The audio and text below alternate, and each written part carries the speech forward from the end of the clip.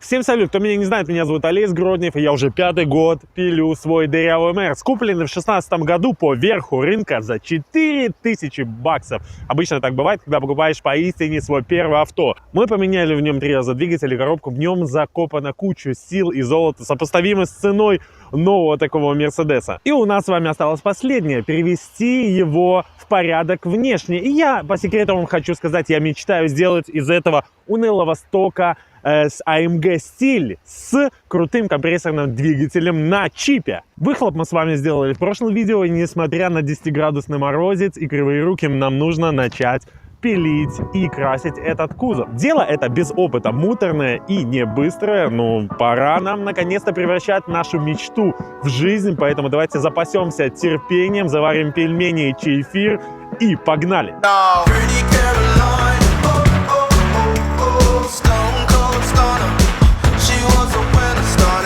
А йоу, щета, фака. Короче, пацаки, изначально нам нужно с вами порешать вопросы с косяками по кузову. Запомните, ровно настолько, насколько вы дадитесь подготовки авто к покраске, будет зависеть и результат вашей работы. Если планируете еще пару лет поездить на своем дырявом Мерсе, то готовить нужно очень внимательно и тщательно.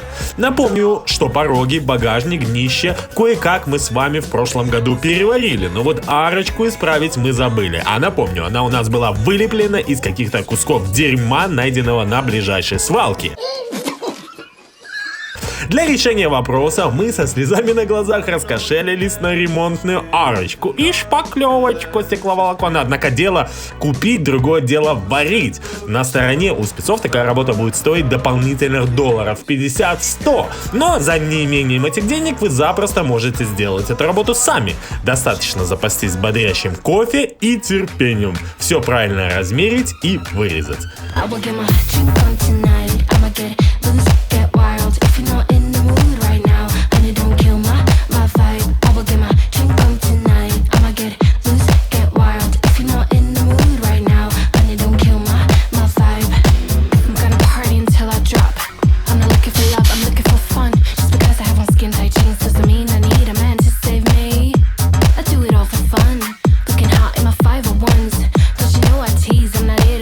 Вот это все заржавело, вне зависимости от того, что я 2 года назад это все обрабатывал, и очень хорошо. А до этого у меня выгнивало вплоть до сюда, и у меня сгнивала вся жопа.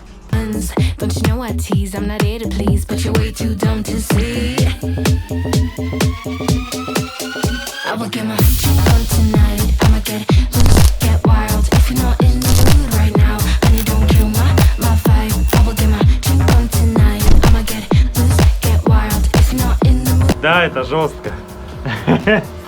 Посмотрите, какая дичь. Вот, ну никак она не вставала, вот эта арка. Более-менее тут нормально прошло, но я тут немножко зачистил.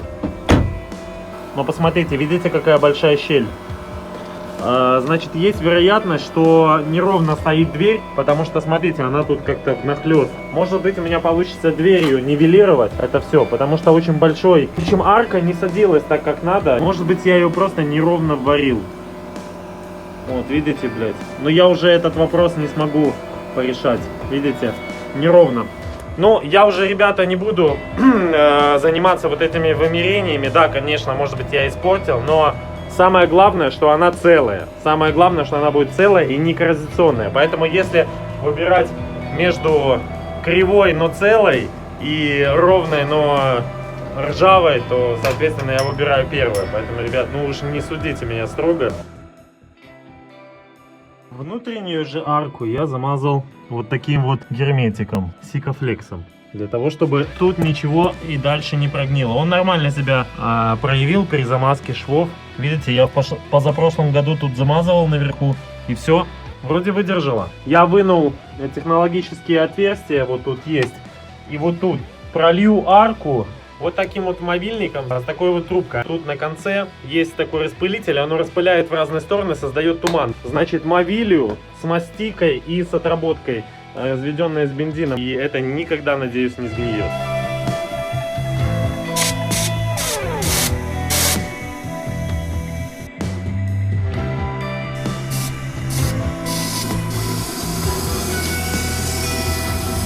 Так, ребят, ну что, я наконец-то пролил. Пролил еще и гараж весь в говне. Но это пойдет во благо, потому что все вот эти полости я пролил. Обратите внимание, как там мокренько. Значит, есть хотя бы какая-то вероятность, что оно не прогниет. Но и то, там, знаете, не получилось попасть до конца. Но, тем не менее, более-менее, как бы оно нормально прошло. Значит, есть вероятность, что оно не сгниет. Но это не факт, потому что гниет тут все, как вы знаете.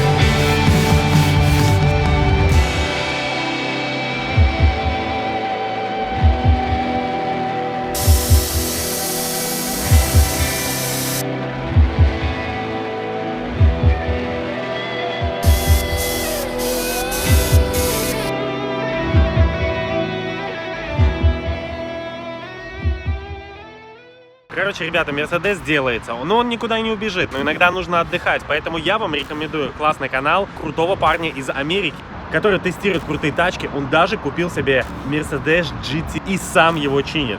Вы скажете, родители помогли? Но нет, он настоящий трудяга и заработал все сам. Притом он даже смог умудриться купить по водительскому удостоверению себе настоящую пушку М4. Если вы также фанатеете от крутых тачек, от всего американского, хотите иногда отдохнуть и хотите иметь крутой лайфстайл, то рекомендую вам его канал по ссылке в описании. И напишите ему комментарий от меня, будет очень приятно.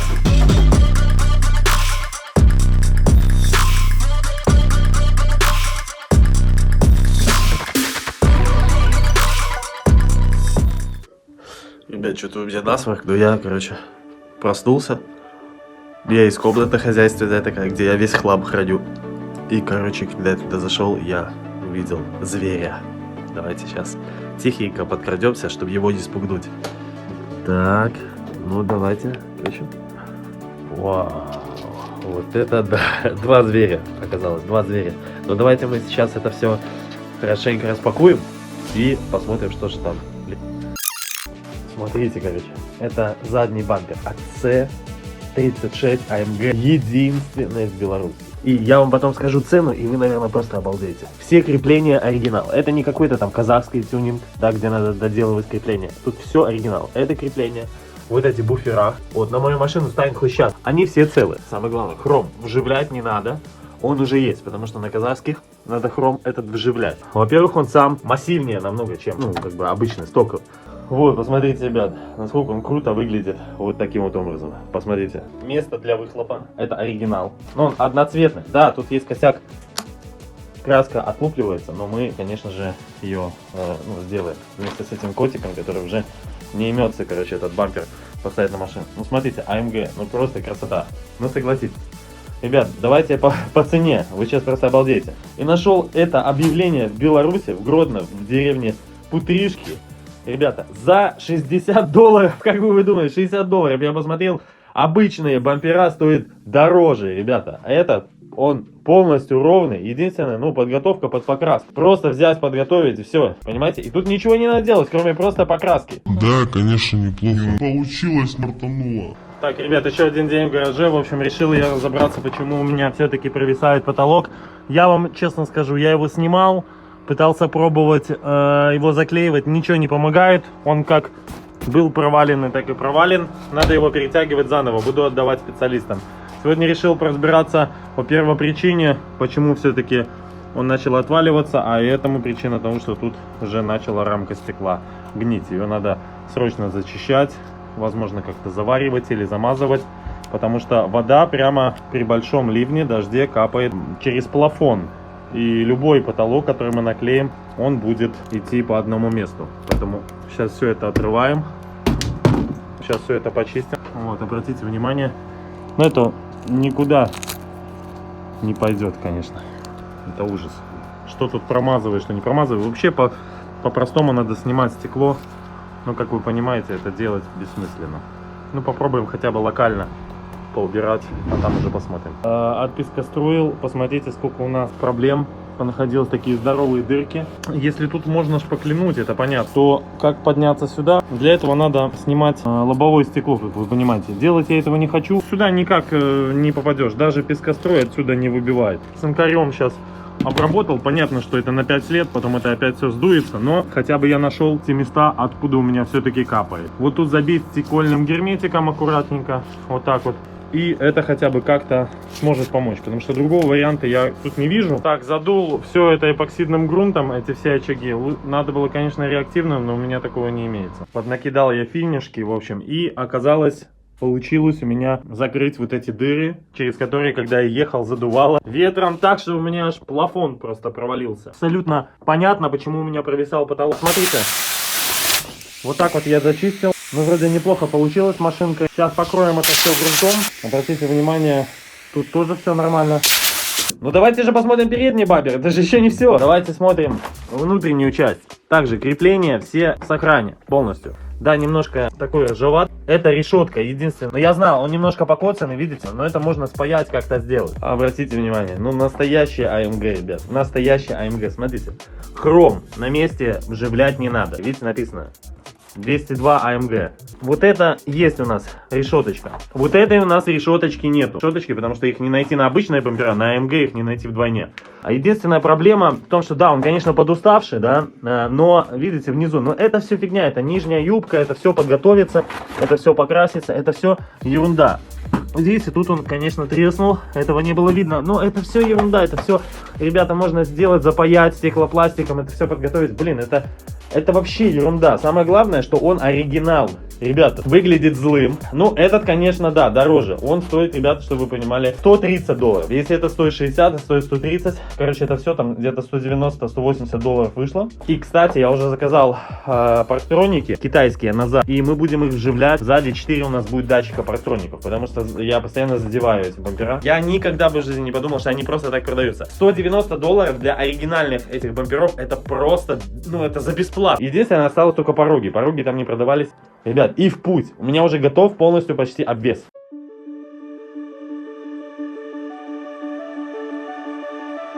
Я сейчас вам расскажу, как можно начать чинить машину и сразу потерять $100 просто на пустом месте. А может даже 120 за 1 минуту. Смотрите. Потому что я надеюсь, что все-таки кто-то за меня порадуется, а кто-то даже в комментариях позлорадствует. А мне похуй. Но жалко. Смотрите. Вы знаете, что у меня текет крыша, потому что прогнила рамка стекла. Для того, чтобы решить эту проблему, нужно снимать стекло. Текет вот сюда вода, гниет пол. Смотрите, я 2 ковра положил, они уже просочились, бумага там лежит. Отсюда капает, видите?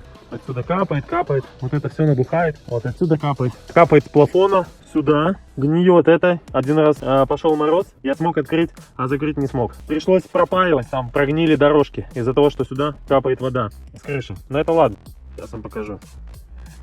Как он такое, Илон Маск? Посмотрите, треснуло стекло. Знаете почему? Смотрите, я вот сюда положил тонким слоем герметик, стекольный, да? Вот так вот, видите, тонким слоем, чтобы сюда не затекала вода. Там есть прогнившие дырки, которые невозможно заварить. Их можно только чем-то замазать. Рамка нормально не вставала. Я взял молоточек резиновый, дай, думаю, подобью. И смотрите, подбил.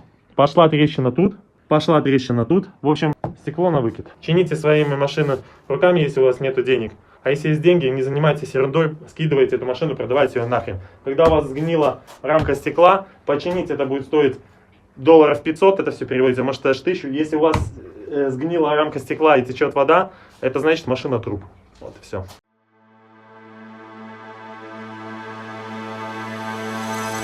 Я вот таким вот образом заварил вот эту часть. Она была треснута, как видите, треснута и тут, треснута и тут. В общем, я начал разбираться, передний бампер вообще беда, беда. Ну, зато оригинал, ничего не сделаешь. Вот этот кусок я уже зашпаклевал, завтра зашкурю. В общем, вот так вот разложил. Надо делать, никуда не денусь уже, ребят. Вот эту штуку заварил. Наехал на нее, скинул, она была нормальная. Я на нее в гараже колесом наехал. Пришлось заварить. Получилось вроде нормально. Ну, это ерунда вообще не видна. Конечно, путь к AMG мечте очень тернист, ребят. Относительно подготовлен. Он красился, наверное, раз 500. Пришлось вот так вот болтиками поделать это.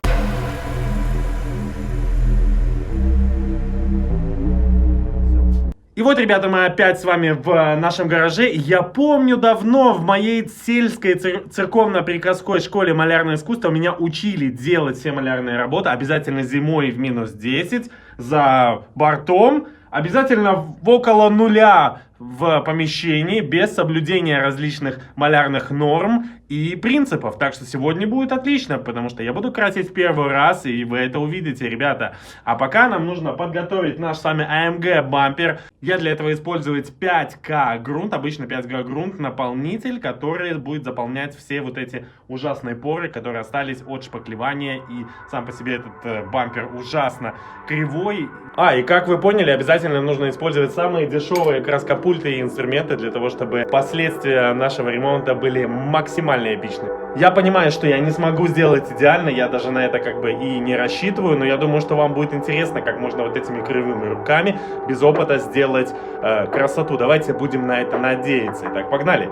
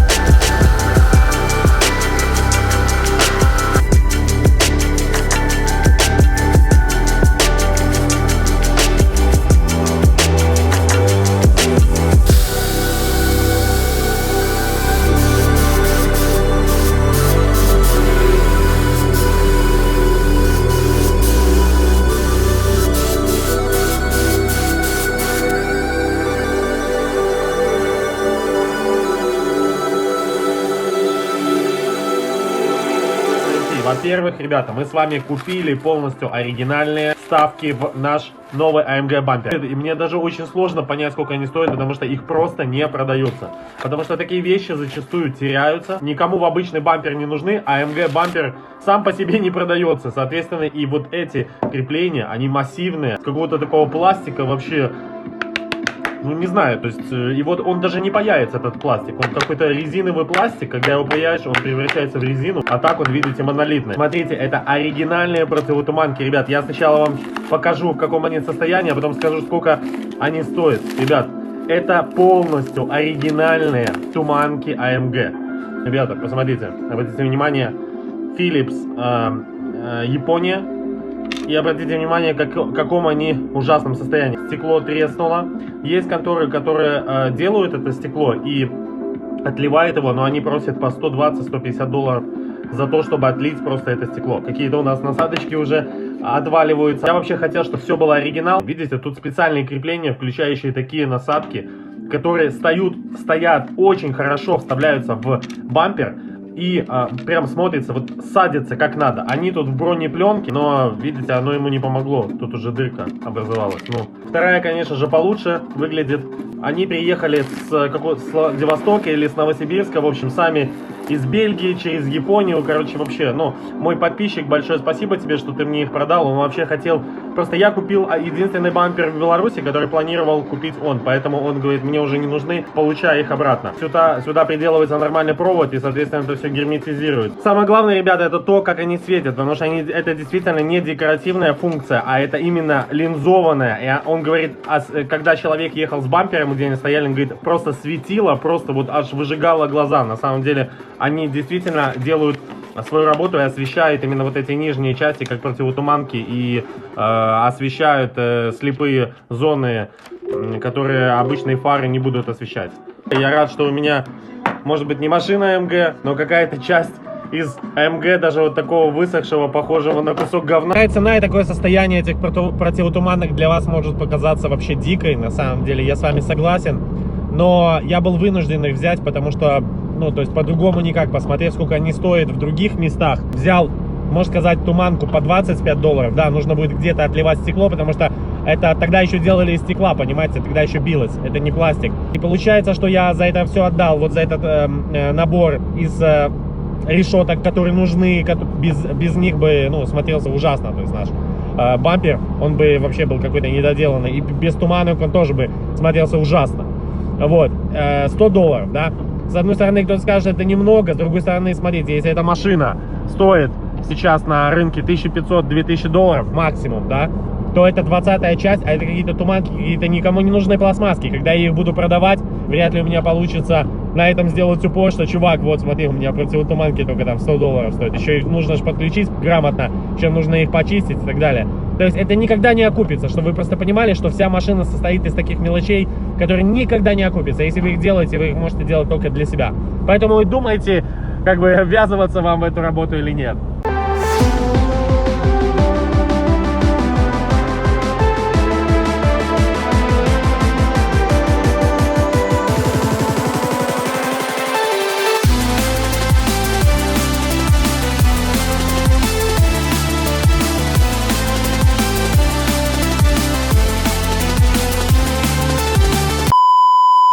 Жесткая штука, покраска, видите, сдулся конденсатор, насколько я понимаю.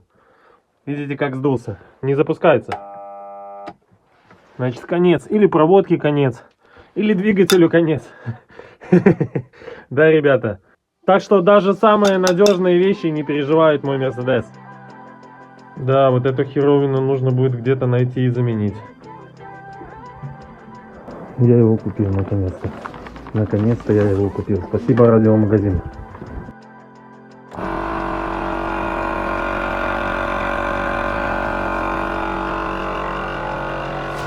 Ребята, по поводу AMG бамперов. Красавец, загрунтован, но, обратите внимание, опять пошла трещина. Помните, что я паял? Опять пошла трещина, и это почему? Потому что я его вниз. Гараж не мой, не могу его оставлять, притом он двухцветный. Как вы понимаете, я заморочился, две разные краски. Более темно-зеленая, светло-зеленая, бирюзовая.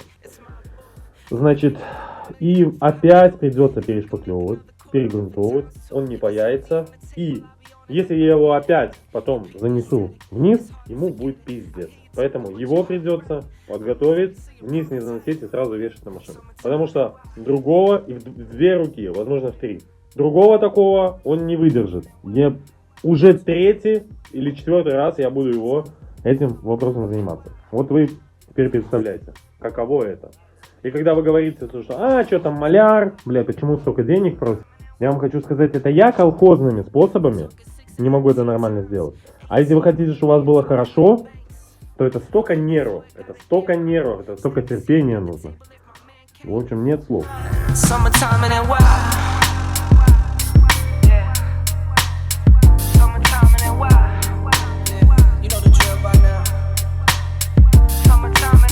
Так, як у нас у Беларуси кажет, я здолел зробить этот куток. Как вы понимаете, сейчас мы покроем это все опять грунтом, опять мы это все перемотуем, и в принципе ничего не будет видно. Единственное, что, конечно же, держится она на добром слове, его надо сразу же вешать покрашенным, и все, и не трогать. Потому что если мы даже, когда будем вешать, немножко подымем этот угол, ему будет конец. Если он будет висеть на машине, и ничего ему не случится, я уже 1000 раз это проверял. Оно зафиксируется, и все.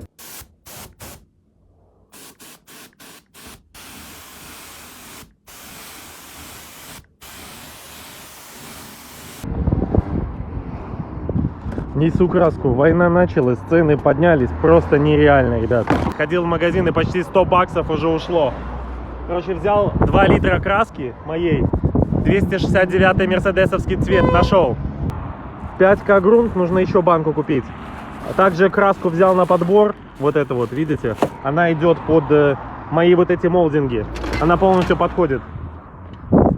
И разбавитель для металлика, тут нужен свой специальный разбавитель. Остальное у меня вроде есть, что-то будем докупать. Короче, это конец. Но я это делаю своими руками, поэтому, возможно, нам получится с вами сэкономить.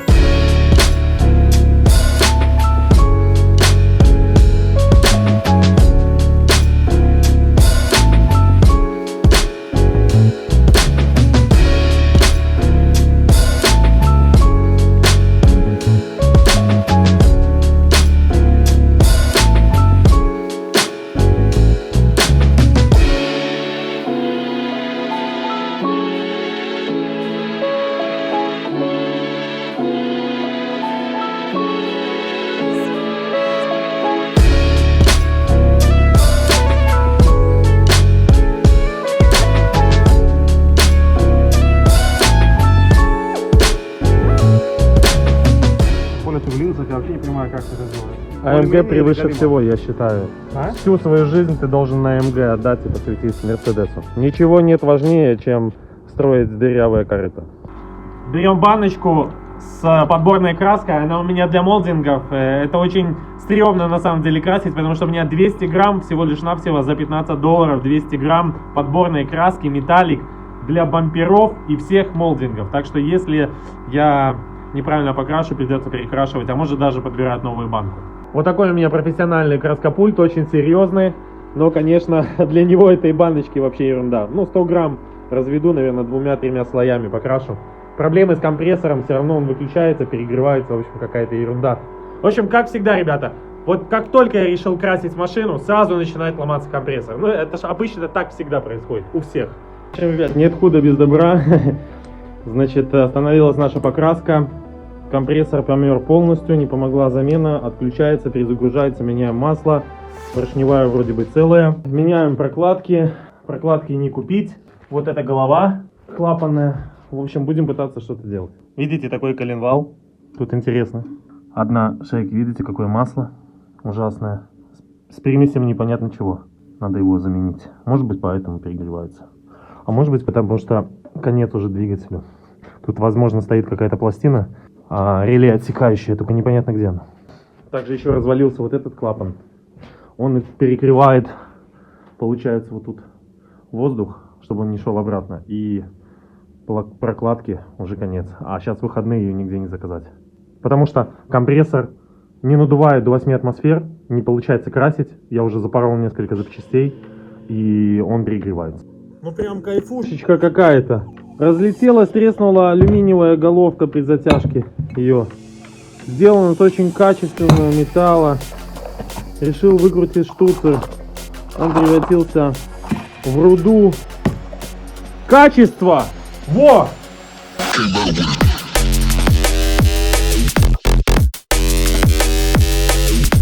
Испытание, которое на меня выпало с этим компрессором, нашел голову.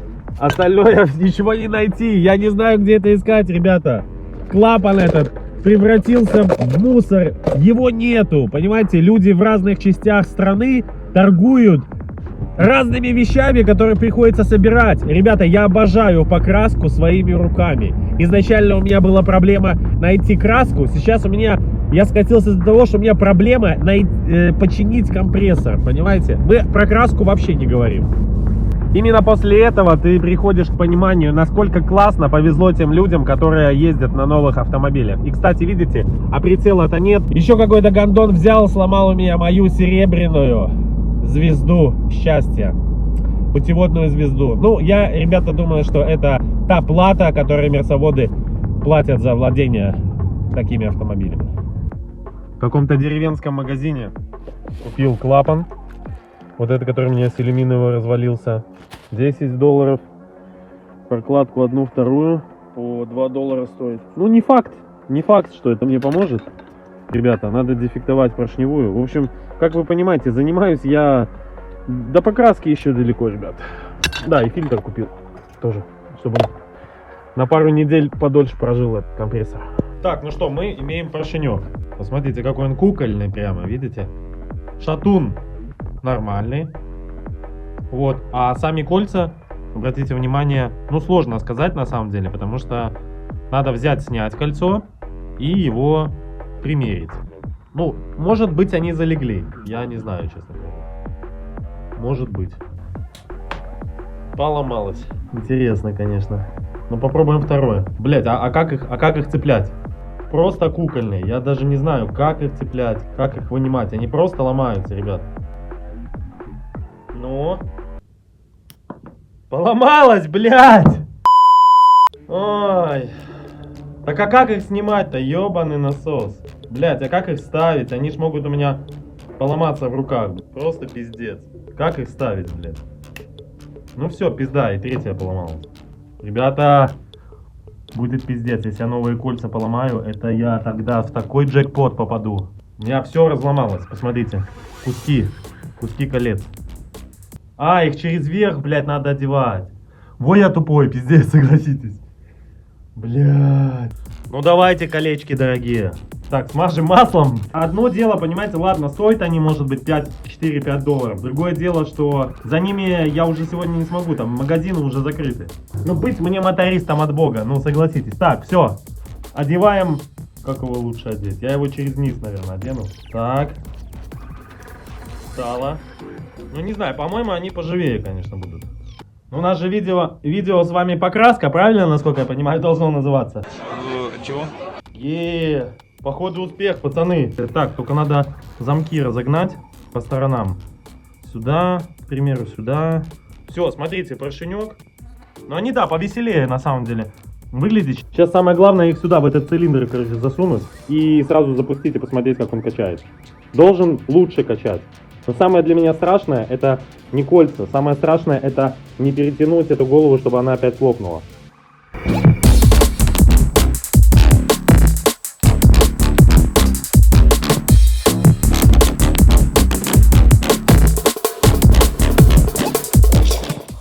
Так, ну что, затягиваем бошку и проверяем. Ну, уже хорошо, что работает.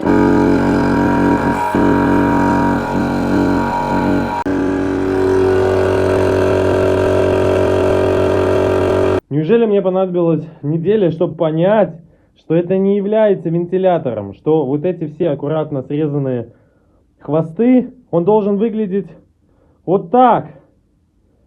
Да, конечно, с меня ремонтник просто от бога. Я подумал, почему бы нам от Мерседеса не нацепить туда вентилятор? Я думаю, Мерседес получше будет, ребят. Слушайте, ну, я, конечно, не специалист, но, по-моему, это работает. По крайней мере, дует оно просто жесть, чуть не сдувает.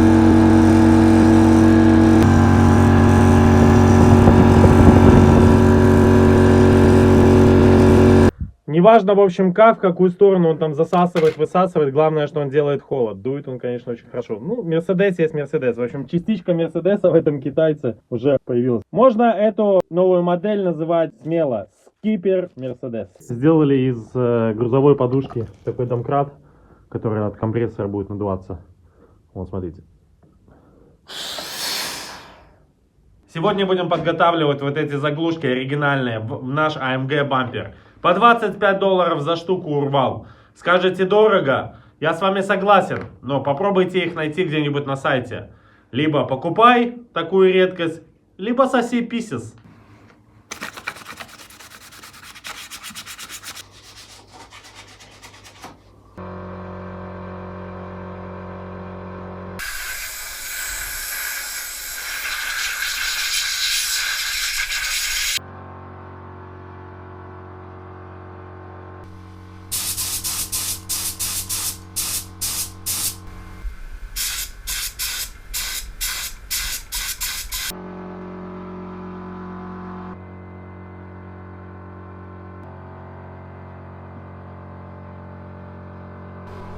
Страшно, ребята, но а что делать? Никто не за меня эту работу не сделает, ребята. Все делаю в первый раз, никогда профессионально не красил.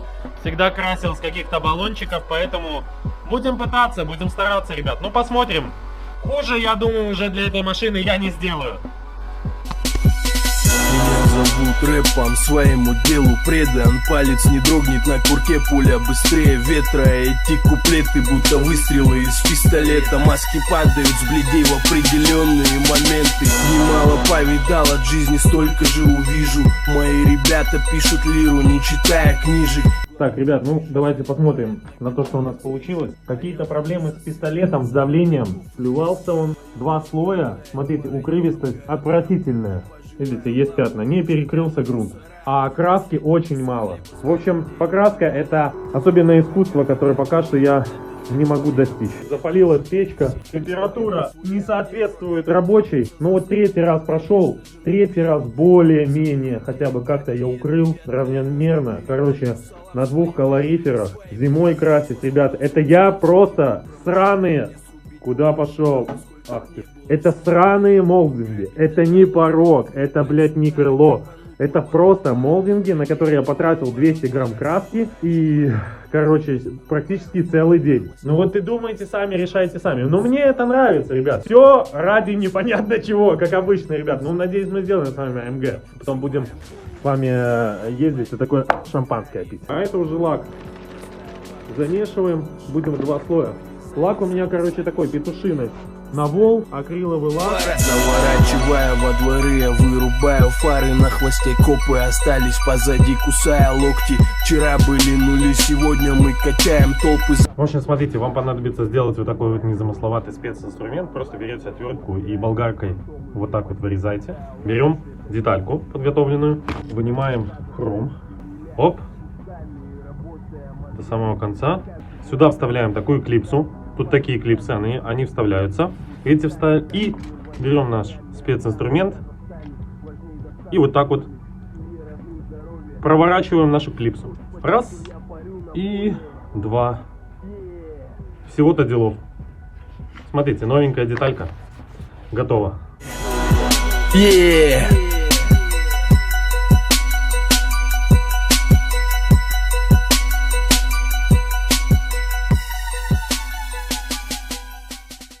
Блин, ребят, ну посмотрите, какой пиздец. Я, короче, больше всего не люблю красить вот такие сложные запчасти, которые надо подвешивать, с 2 сторон красить. Посмотрите, как взъелась краска.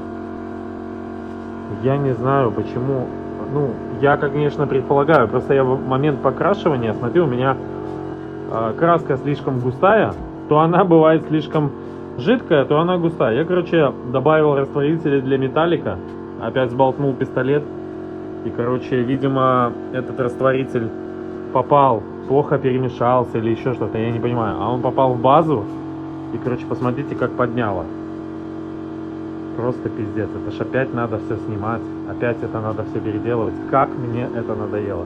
Вы только себе представить не можете. Я ни одну запчасть, я вам признаюсь, я ни одну запчасть не покрасил еще с первого раза. Все приходилось снимать. А ведь на это сейчас не положишь уже лак. Я хотел немножко время сэкономить.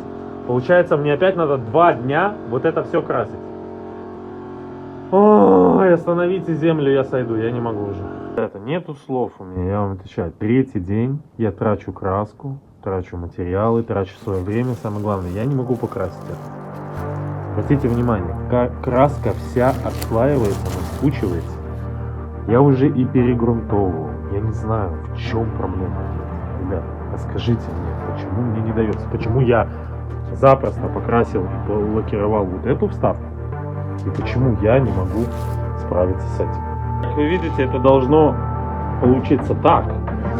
Я нашел вот этот панцирь где-то, а оно не получается никак. И вот я думаю, трогать этот панцирь, либо оставлять его, либо подкрашивать. Вот я не понимаю, если я положу, просто даже не заматовывая сюда краску, и она сбухнет, я вообще это не понимаю. Смотрите, вот так вот получилось у меня перекрасить.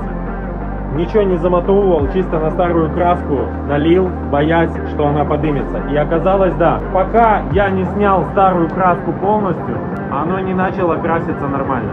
Вот обратите внимание, ничего не спучивается. Короче, я понял, в чем проблема. Наконец.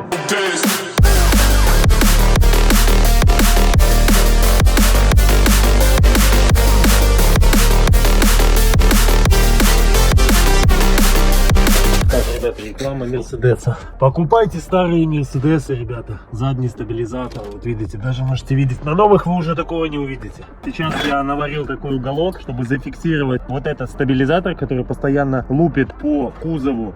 Зафиксировать его в пространстве к самому, так сказать, кузову. Тут идет подрамник, бензобак. В общем, все, как мы, ребята, любим. А, тут еще и салон, видите, идет. И тут, и это все идет по всему кузову. Тут варить и зачищать ужасно неудобно. Так, ребята, вот видите, как это выглядит с улицы. Если вы видите такой же божественный свет, как и я, значит, мы с вами в одной лодке, вот в дырявой. Я надеюсь, что именно с таким стабилизатором я уж точно обгоню BMW. Мы берем на себя ответственность за все, что производим. Не пейте мне место. Так, ребят, смотрите, по этой нише положил я заплатку, приварил я задний стабилизатор, но проблема в том, что посмотрите, какие дырки, которые очень хорошо, как я вам показывал, светятся отсюда, видите? Вот, поэтому мне ничего не остается.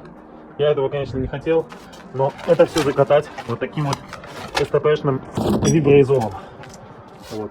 Ну, он на гудроне, так что, в принципе, он все закроет, потому что варить это невозможно, там бензобак, я не хочу рисковать. Покрыл немножко эпоксидным грунтом, дальше будем продолжать ее шуметь. Похвастаться своим практически идеальным багажником, обратите внимание. Чистенький, красивенький, да, но есть проблемы. Кромка, как обычно, вокруг этого замка. Тут мы подварим, снимем этот замок. В общем-то, все очень-очень-очень неплохо. Единственное, нужно приложить сюда немножко времени. Снял обшивочку. Также то крыло, которое я вам показывал, мне пришлось его шпаклинуть. Сейчас мы его зачистим с помощью машинки, покрасим и положим лаком. Вот во что превратились бампера. Сюда, конечно же, песок лег. Все идет по технологии.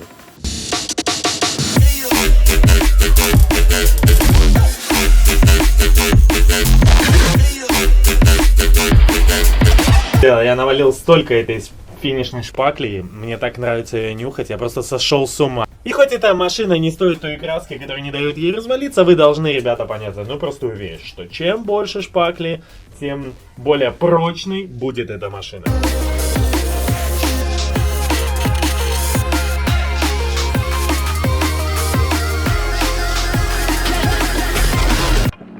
Так, ребят, смотрите, не хватило мне тогда краски для того, чтобы закончить это. Ну ладно, мы оставили. Купим деньги на краску. Но с какой я проблемой столкнулся? С тем, что у меня не заводится машина. Очень интересно, показывает 0,97 ошибку. Это датчик температуры впуска. Он на старых машинах, где ДМРВ без датчика температуры, да, есть два вида. То есть есть ДМРВ там, где уже включен датчик температуры, и он не выносится отдельно. А у меня еще старая система, где ДМРВ стоит тут. Кстати, неудачно, потому что лучше его перенести сюда, потому что отсюда очень много с интеркулера говна цепляет, и вообще в момент тюнинга, то, что его переносит сюда, и потом уже в рестайлинговых версиях его начали сюда переносить. И второе, то, что датчик на впуске. Я сейчас с карт-клинером. Знаете, мне даже жалко 10 баксов на новый датчик потратить, я вам честно могу сказать. А я 10 тысяч пенсий получаю. Потому что понимаю, сколько тут еще надо, я сейчас вам покажу. Смотрите, пороги. Несмотря на то, что они у нас будут накладные, но я не хочу оставлять вот эту ржавь. Она очень некрасивая, вот как вы видите. И мне нужно будет ее зачистить. У меня уже нету даже реактивного грунта. Надо будет покрыть гравитексом.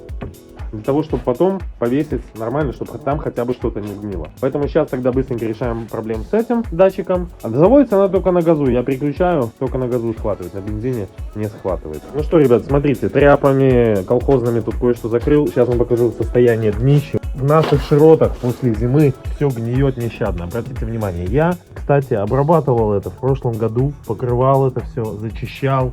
Обратите внимание, 2 высшее образования. паренный порог, герметик отслаивается. Обратите внимание. 2 высшее образования. Обратите внимание, как это все по швам. Швы выгниют. Да, я его проливал. Машина полностью переварена. Видите, как это все хорошо. Новый порог начинает ржаветь. Поэтому просится гравитекс, ребята, просится. И обязательно надо их проливать. О, ну, что-то мне подсказывает, что это не поможет. Ребята, ну ничего. Пороги накладные сделают свое дело. АМГ будет АМГ. Не зря они придумали накладные пороги, чтобы вот это все безобразие скрывать. Гравик.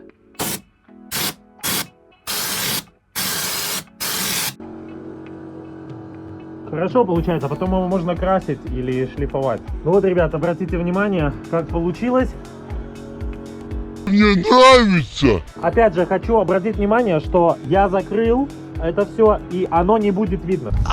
Это все закроется порогом. Так что, в принципе, то есть тут на красоту смотреть не надо. Блядь, мне нравится. Вот так вот выглядят датчики температуры всасываемого воздуха больного и здорового человека. Но как только я купил этот датчик, проблема ушла, машина стала нормально заводиться. Видимо, на каких-то температурах она все-таки глючит. Но посмотрим. Самая лучшая фирма, запомните, Патрон. Лучшее почему? Получил пенсию 10 тысяч. 5 тысяч на карте. На что я живу? Хуй без соли доедаю. Потому что самое дешевое. А дешевое значит самое лучшее. Стоит такое безобразие всего лишь 5 или 6 долларов. От того, насколько близко сопротивление этих двух контактов и мы имеем температуру. Так, ну что, смотрите, за бортом 8,5 градусов, температура в пуске у нас показывается 14. Вот смотрите, было у нас какие-то ноунеймовские ошибки, мы их стираем, сброс, пропусков зажигания нету, форсунки, время открытия и напряжения отличное.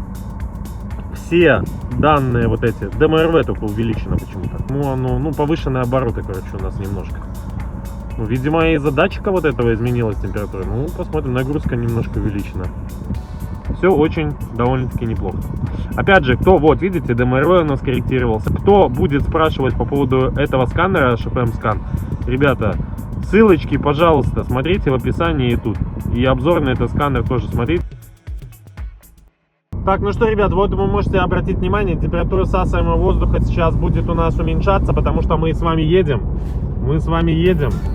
И температура будет уменьшаться, потому что всасывается воздух через интеркулер, она остужается и, соответственно, то есть у нас, видите, уменьшается. Значит, в принципе, датчик работает нормально. Смотрите, по поводу этого гравитекса. Вчера остался краска в пистолете, вот я покрасил пороги, они будут закрываться. Тут мы еще сможем зашкурить. В общем, гравитекс штука отличная для того, чтобы убрать все проблемы с машиной и как-то ее защитить от коррозии.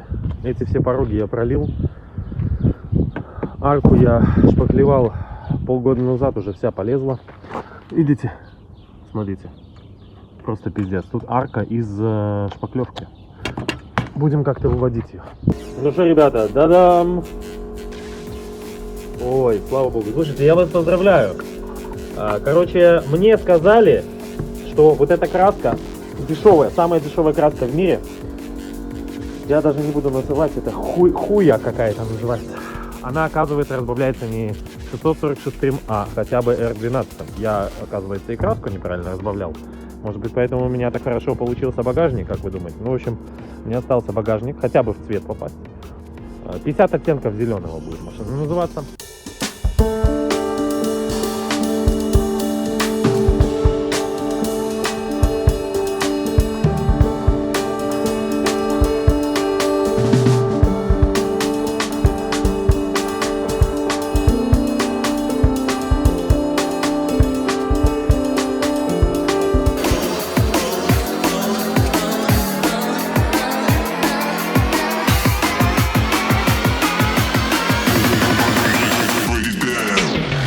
Что, зацените работу. Короче, получается, смотрите, уже птицы обосрали мне его. Вот так вот выглядит, но меня терзает смутное сомнение по поводу цвета, потому что мне кажется, что вот этот цвет, он более темнее, чем вот этот цвет. Вам как думаете? Потому что это один и тот же номер, но два разных производителя. И почему-то складывается такое впечатление, что это разный цвет. Да, подтек. Значит, смотрите, выбрал, было холодно, и сколько я слоев, я, наверное, 3 слоя лака покрыл, и потом один такой, я уже не выдержал, просто он плохо покрывался, и я такой фиганул, прямо даже сам не ожидал, но фиганул смачный слой, который подтек, но он сполируется, это без проблем. В принципе, самое главное, что я в цвет попал. Цвет попал, шагрень, это тоже все сполируется. Конечно, вот этот лак, вот этот, он намного хуже, вот этот белорусский, чем тот, которым я красил до этого. Все-таки качество и краска, она более какая-то, ну, плохо ложится, ну, неприятно ложится. Разница, в принципе, существует. Ну, ничего страшного.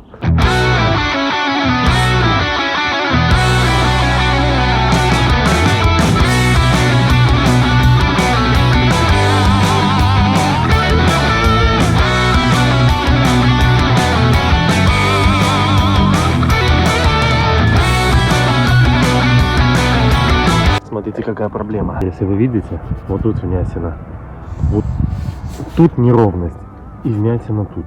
Есть такая вероятность, что когда я брал вот это крыло, я смог его смять, потому что было невозможно за что-то взяться. Ну, смотрите, я понимаю, что эти крылья, вот эти, как бы, типа, немецкие, да, ну, возьмем китайские, да, Кокенхольм, блядь. Я понимаю, что они не становятся, то есть так, как надо, их сложно подогнать. Но то, что, перенося крыло, я его могу просто помять, вот это для меня непонятно. Вот мне придется опять тут шпаклевать, раз, два, три, потому что это вот так вот пальцами выгнуть оттуда очень сложно. То есть получается наоборот шишки. Блять, остановите землю, я сойду.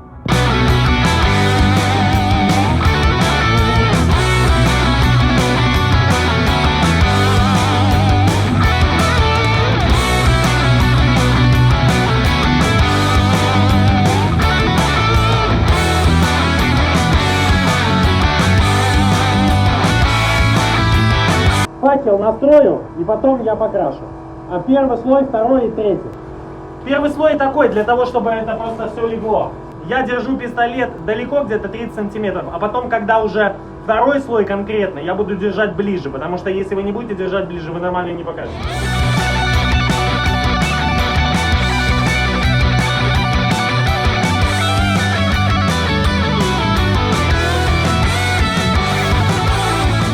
Обычный слой, чтобы просто перекрыть. Вообще белый грунт, на него больше уходит материала. Если будете темные вещи красить, лучше серый грунт. Ну, лучше черный вообще. Чутка пускай схватится, буквально несколько минут. И потом уже пойдем конкретно. То есть, когда вы будете красить, вот вы, к примеру, красите, и на 1/3 перекрываете следующий слой, чтобы у вас каждый слой было достаточно давления, чтобы он не прерывался, и вы равномерно перекрывали, чтобы у вас не было ну, этих просветов. Ебать, серьезно? Вот, это просто слой, чтобы она не была белая, чтобы она была зеленая. Потом вы увидите, насколько он будет изумрудный, красивый. Так, обратите внимание, основной слой лег. Вот. Посмотрите. Закрылся равномерно. Сейчас немножко пускай постоит. И через 5 минут еще дадим. Тут важно... Бля, не могу дышать. Тут важно, чтобы вы разбавителем, вот это для металлика, грамотно разбавили. Я на глаз разбавляю. Потому что потекет, если краска, если сильно разбавите, она не перекроет все. Притом, тут надо тоже пропорции, потому что у вас просто разного цвета будут запчасти. И не разбавлять краску, это тоже неправильно. Поэтому тут нужна технология и температура. У меня 20 градусов, я топлю. И время, чтобы не досушить, не пересушить. И после этого обязательно на мокрую наложить лак. То есть я сейчас нанесу, и все. И я буду через 15-20 минут, я надеюсь, мне тут не выключат, как обычно, свет, накладывать обязательно лак. Все, который будет сохнуть до завтрашнего дня. И придется мне на такой машине раздолбанной ехать таксовать. Без крыла. Ну а что?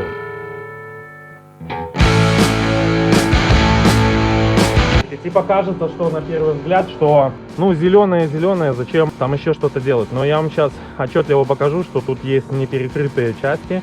И он ну, не получит именно тот цвет, который задумывался, если вы не пройдете второй, а может даже третий слой. Нужно быть аккуратным, чтобы потеков не было. Смотрите. Видите, не перекрыто. И он потихонечку сползает вниз. Видите, тут не перекрыто на стыках. Нужно опять же за этим следить, потому что у меня на бампере, который там сохнет, есть проблема, то что я кое-где не перекрыл, придется опять перекрашивать. Я думаю, никто из вас не хочет перекрашивать. Видите, вот про то, что я говорил, неприятная ситуация. Потек деталь под углом, так что, ребята, это искусство. Хорошо красить — это искусство.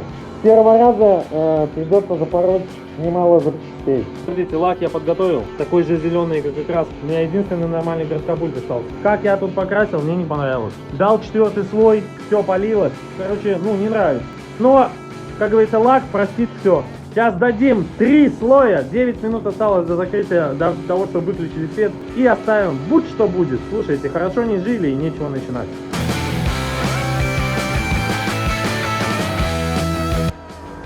Ой, ребят, это просто ужас. Мне даже стыдно вам показывать, я вам отвечаю. Смотрите, старался, да, сделать. Обратите внимание, как лег лак. Смотрите, тут еще более-менее. Блять, ну тут... Смотрите дальше. Вот это пиздец. Вот это я называю «Остановите землю, я сойду». Ну вот как? Ну что, а сейчас придется опять перекрашивать. Смотрите, я полностью ее опять перемотовал. Опять сейчас я ее покрашу тоненьким слоем, просто тоненьким слоем. И опять лакирую, и опять придется ее оставить, короче, сюда. То есть я поеду опять на этом Франкенштейне. Я понимаю, что так ложить деталь это непорядочно, но с этими подтеками, я именно поэтому ее начал переделывать, я их не переживу больше, ребят. Поэтому, так же как я бампера красил более-менее, также я положил ее. Это не технологично, но я не могу выставить нормальное давление. Поэтому у меня происходит то очень жидкая краска, то она очень густая. Короче, непонятно вообще. Лак вообще какой-то дебильный, просто дебильный, блядь. Ну, вы видели, как он лег. Так, следующий день. Ну, смотрите, как получилось на самом деле. Ну вот, смотрите, вам кажется, что все идеально. Так, посмотрите, идеально, покрашено. Давайте сравним цвет левого и правого крыла. Ну, не знаю. Я думаю, когда буду красить капот, то будет видно. Где-то цвет будет посередине, короче. Но это весь смысл поэлементного крашения этого, то что ты можешь просто тупо не попасть. Ну ладно. Видите, когда это все покрыто грязью, более-менее не видно. Но на самом деле тут шпаклевка. А если посмотреть, обратите внимание, плавает. Несмотря на то, что я специально шпаклевал, чтобы убрать эти вмятины, все равно они остались. Вот видите, играют на свету. Видите, вот так. Шик, шик, шик. Вмятины остались.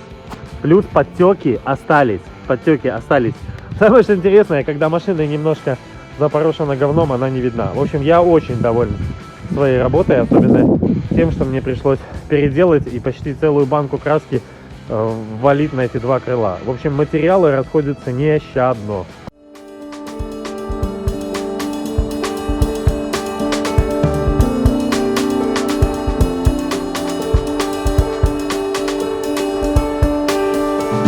Как мы видим, у нас есть проблемы определенные с капотом, но мы их сейчас решим, как всегда, шпаклевочка, грунтовочка. Потом полностью загрунтуем и прямо будем красить вот наверх, без дополнительного грунта.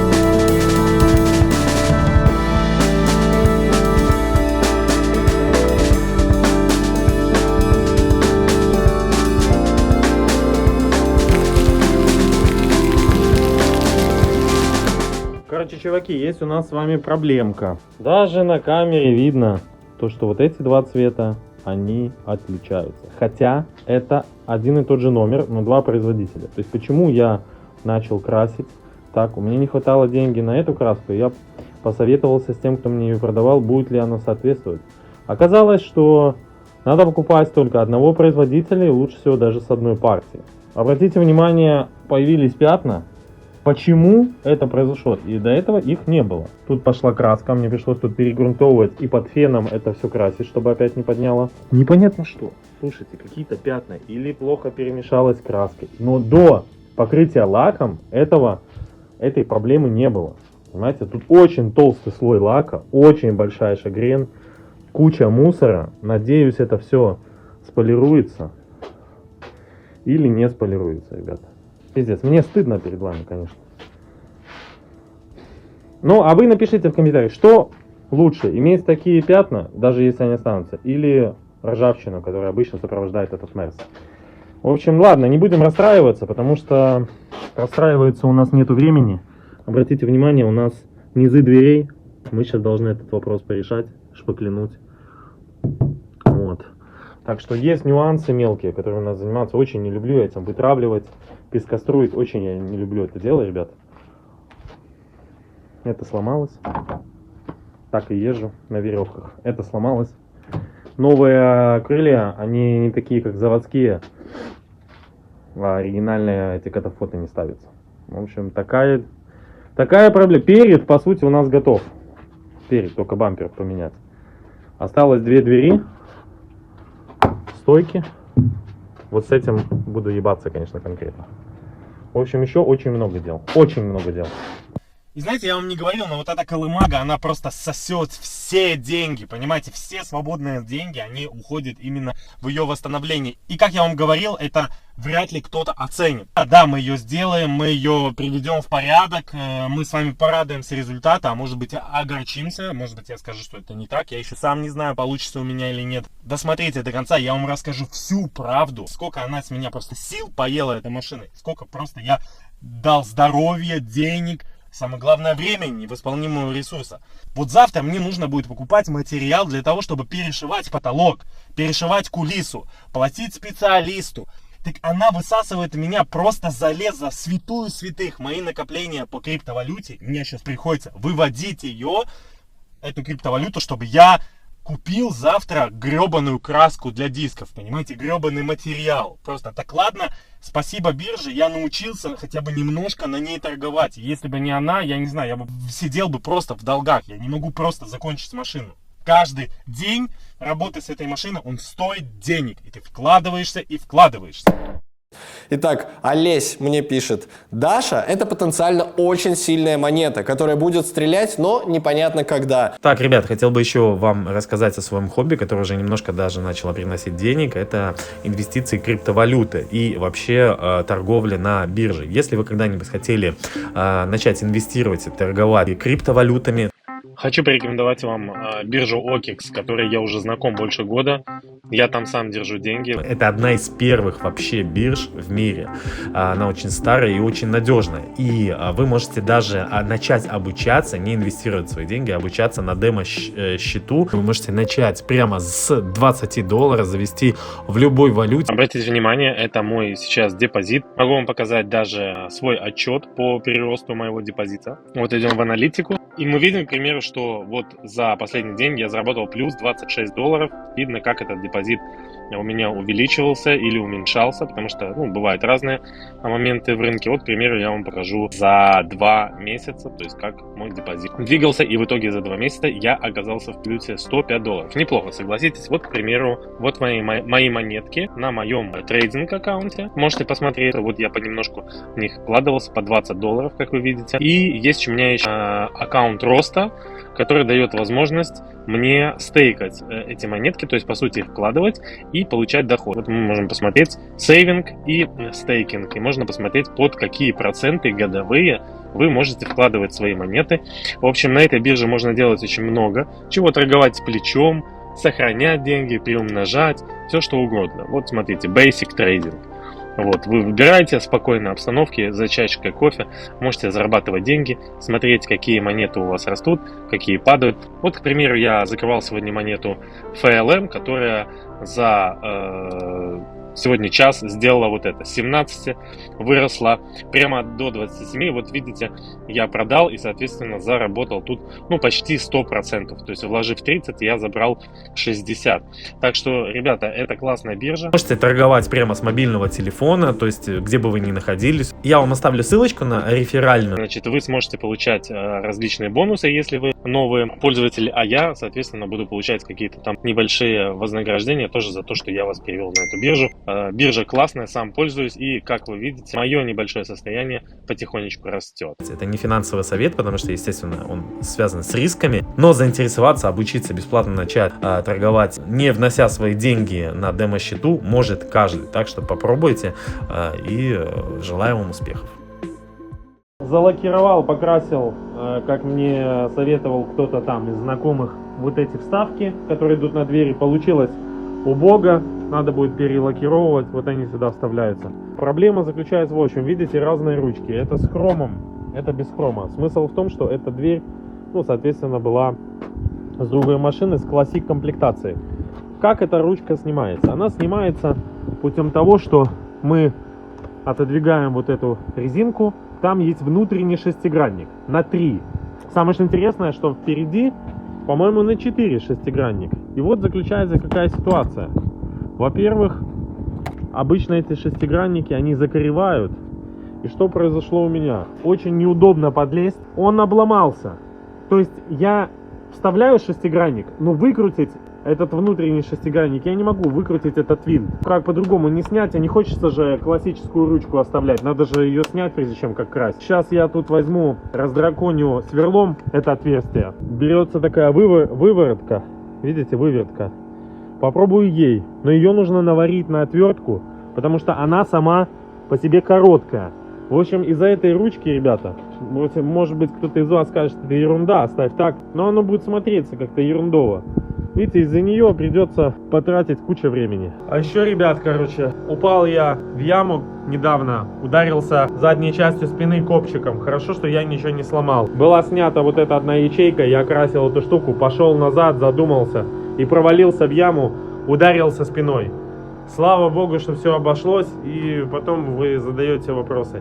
А стоит ли тратить свое время, деньги, а еще здоровье на это дырявое дерьмо? Так что каждый принимает решение, конечно, сам. Чуваки, просто гляньте. Выломал ее. Вы гляньте состояние этого болта. Видите, именно он прижимает внутренний шестигранник. Тут, короче, распилил, но его вывернуть невозможно. Слава богу, что сейчас можно запросто просто снять эту ручку и поменять. Фух, это просто дичь. Посмотрите, даже сошла с креплений. Зачем они его сделали на 3? У меня все шестигранники попереломались. Эти болты, они ничем не берутся. Кстати, очень интересный момент. Если я ее смог снять, не открывая дверь, ну, по сути, подсунул просто отвертку, выломал эту сердцевину, то, соответственно, можно снять ручку и просто пальцем открыть дверь. То есть эта машина подвержена угону. Ну, как минимум, тому, что можно вскрыть салон. Так что, ребята, только никому не рассказывайте, что я вам это говорил. Почему Mercedes сделал внутренний шестигранник 3, который просто, я его сейчас буду высверливать как-то, невозможно его даже сорвать. Мне, короче, пришлось распилить не только эту ручку алюминиевую, но и болт. Его выкрутить, будучи обычно, как у нас задумано, невозможно. Ребят, поэтому смазывайте их очень обильно, чтобы они когда-нибудь хотя бы выкрутили. Невозможно, ребят, блядь, без того, чтобы сломать. Смотрите, раскурочил, замял вот эту вещь. Ну, не снимается эта ручка. Без нее дверь, я так понимаю, не покрасишь. Наверх я не хотел красить. Это у меня единственная ручка с хромом. Есть такая же, но без хрома. Ну, не снимается, видите, пришлось сломать, не знаю, получится этот хром заменить. Шестигранник на 4 еще можно усилия, чтобы выкрутить. Но шестигранник на 3, ребята, ну пиздец. Вот этот болт, его не выкрутить. Не снимая, не разбирая всю дверь.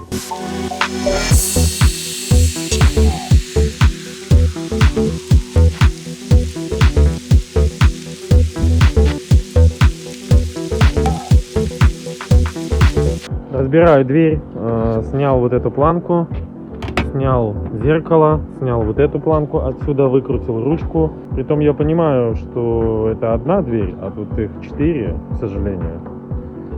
Так что придется, конечно, повозиться. Ой, бля.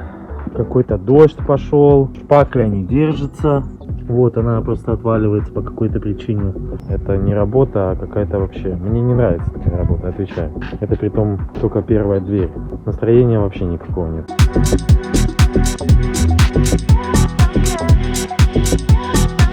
Surprise, motherfucker!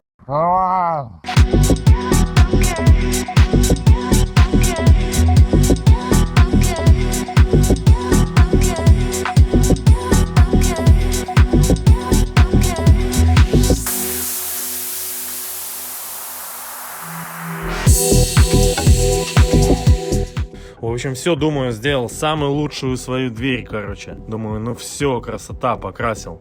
Открываю, чтобы прокрасить проемы. Как видите, сюда попадает скотч, он приклеивается. Получается такая бяка. Ну, как вы, пацаны, это первый слой лака, сейчас пойдет второй. Что вы скажете, пацаны, вообще? Это лучше, чем ржавая машина? Смотрите, цвета не совпадают. Видите, этот светлее, этот темнее. Один и тот же цвет вроде бы, два производителя. Даже может отличаться цвет. Тот же самый производитель, но с разных партий. Вы представляете? Поэтому ее всю надо перемешивать и красить машину всю. А так, к сожалению, не получается.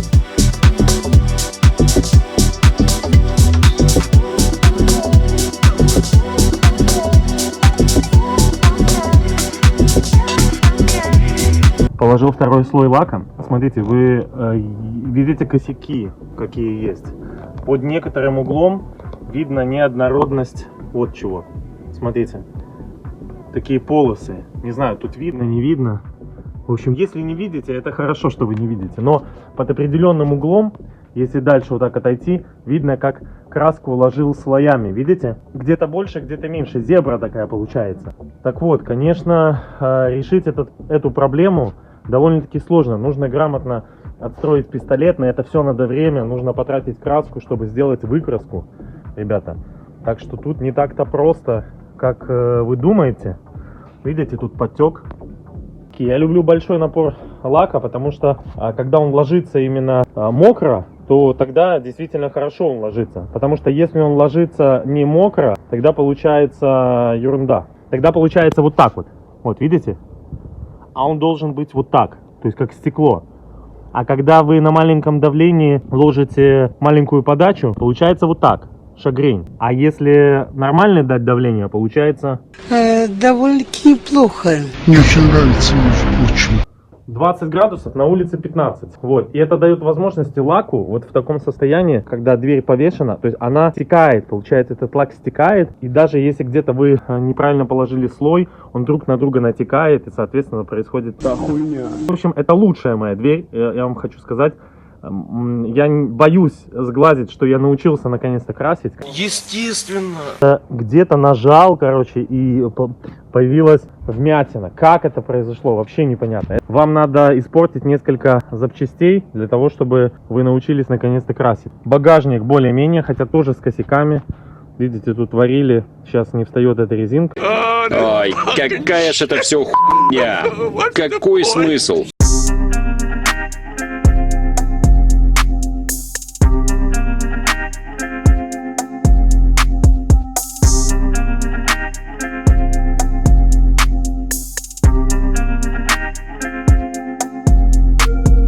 Как вы думаете, что тут не так?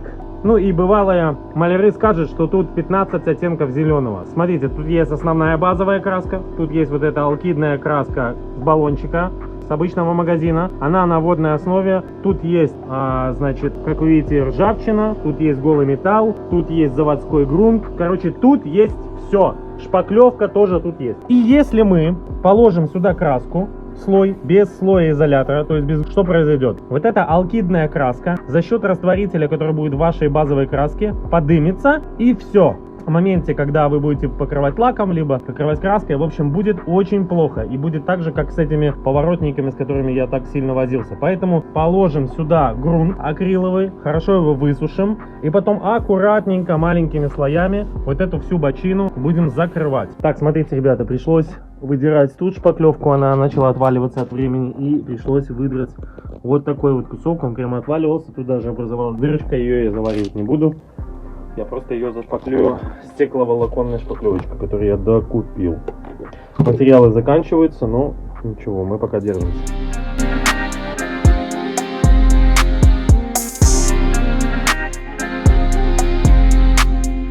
Ну что, посмотрите, как получается. Какие фрески, практически такие же, как у Леонардо да Винчи. Да, это жестко. Часть неровная, тут впадина, поэтому просится еще слой финишной шпаклевки. Темный грунт, и знаете, он, конечно, намного лучше для перекрытия краски. Зимой мы варивали с вами арку, вы видели, посмотрите, что происходит со шпаклей. Она начала отходить. В общем, надо нам это все переделать. Пришлось вот тут срезать, потому что плохо держалась шпаклевкой. Прямо вот пальцем мазать ее сюда. Очень неудобное место. Я очень не люблю это место.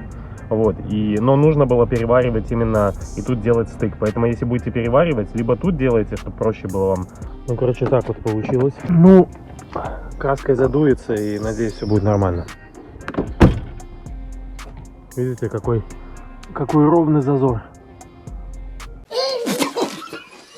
Приходится, ребята, приваривать вплоть даже до этих креплений, вот этих рамок. Обратите внимание, потому что они отклепались. Так что без сварки с этими мерседесами никуда. Так, обратите внимание, как я сделал. Вот так вот я нарастил. 2 клипсочки. Сейчас это все зальем герметиком от Victor Reigns, который все это будет держать. И как вы думаете, от чего подошли эти контакты? От моторчика Mercedes печки. Он нас уже спасает компрессором в яме, как вы видели. И так, спасибо тебе, Mercedes. Пока дождь так и не заканчивается, вот смотрите, уже сделал первую часть. Вот так вот она будет выглядеть. Чик. Офигенно светит, да, противотуманочки AMG. Я их тут заколхозил. Все как понятно там сгнило. Ну, хоть что-то меня радует. Хотя есть сегодня негативные нюансы. Помните, я хвастался вам, то, что я наконец-то сделал кондиционер. Вы помните из прошлых видео, как я с ним ебался. Но он не дожил до сегодняшнего лета. Обратите внимание, в диагностическом окошке образовалась трещина, и через нее хладагент испаряется. Видите? И все, ты его никак не заклеишь, ничего ты с ним не сделаешь. Придется менять и опять перезаправлять всю систему. Короче, это пиздец. Блин, ребята, ну еле, короче, натянул его. Тут не становится, посередине не становится, вот тут не становится, а внизу не защелкивается с помощью оригинальных вот этих защелок. В общем, ребята, без шурупов тут не обойтись. Придется дырявить кузов, ребят. Ну, внизу так точно. То есть для того, чтобы это хорошо закрепить, в общем, когда вы варите порог, может произойти лютая разверзень, которая не даст вам возможность поставить AMG пороги. Колхоз, блядь, без колхозинга никуда, понимаете? Но я этим занимаюсь уже 7 лет. Колхозинг — это, блядь, моя вторая профессия.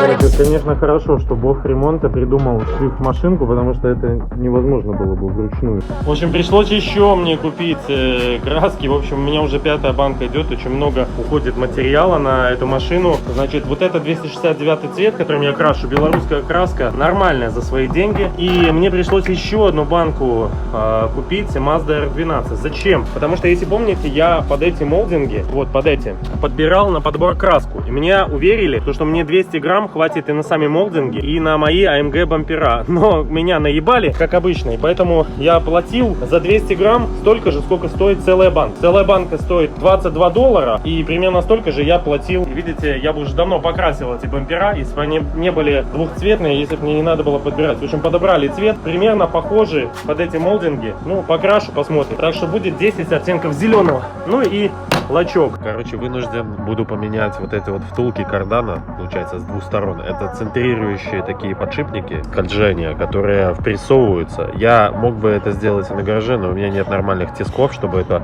ровно все запрессовать. Из-за этого очень большие вибрации по кардану. Вообще просто невозможно ездить. Купил 2 и еще раз подвесной подшипник. Самый лучший, значит, самый дешевый патрон. А эти немецкие. Конечно, это все с началом войны очень сильно подорожало. Вот это все по $30.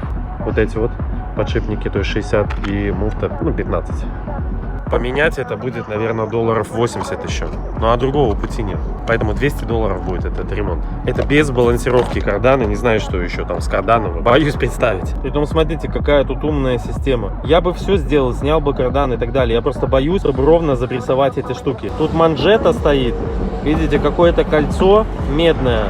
Внутри еще одно кольцо, и только потом смазка идет. Видите? Как бы очень серьезная система. У меня вот внутреннее вот это кольцо, оно и поломалось, оно и в прошлый раз вылезло. Поэтому, видите, какой? И тут сальник стоит, и тут упор стоит. Короче, именно из-за этого у меня очень сильно вибрирует. Я вот боюсь, блядь, его правильно установить. Хотя, в принципе он довольно-таки, можно молотком похуярить по нему. Не знаю, пацаны, что мне делать самому или нет, как вы думаете? Просто только за снятие установка кардана $40, блядь. Да, я могу его снять сам, им привезти, потом установить, но это тоже денег и времени стоит, потому что это тоже надо машину заказывать, везти им кардан, потом обратно заказывать, везти обратно, снимать выхлопную, устанавливать. То есть, если вы думаете, что это так просто, блядь, это нихуя не просто. Поэтому, может, стоит им лучше заплатить.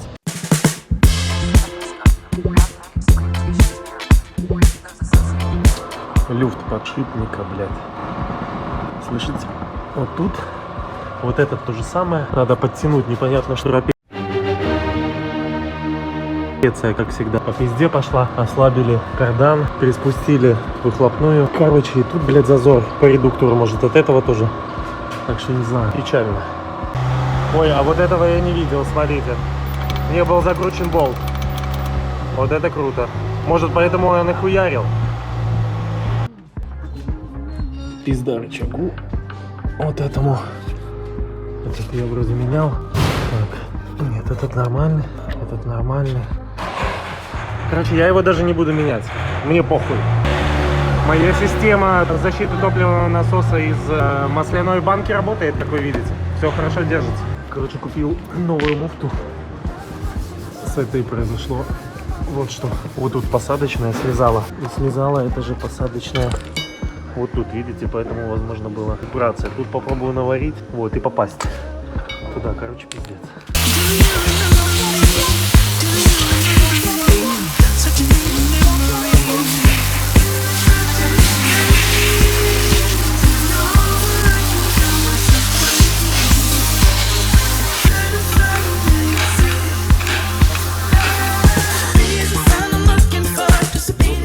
Садят новый подшипник тут. Вот видите, как слезало. Это, видимо, я плохо закрутил. Поменяю, посмотрю. Такой кардан мой не найти. Стоит он порядка $50, если даже где-то есть. Не знаю, попробую хотя бы этот заменить, блядь.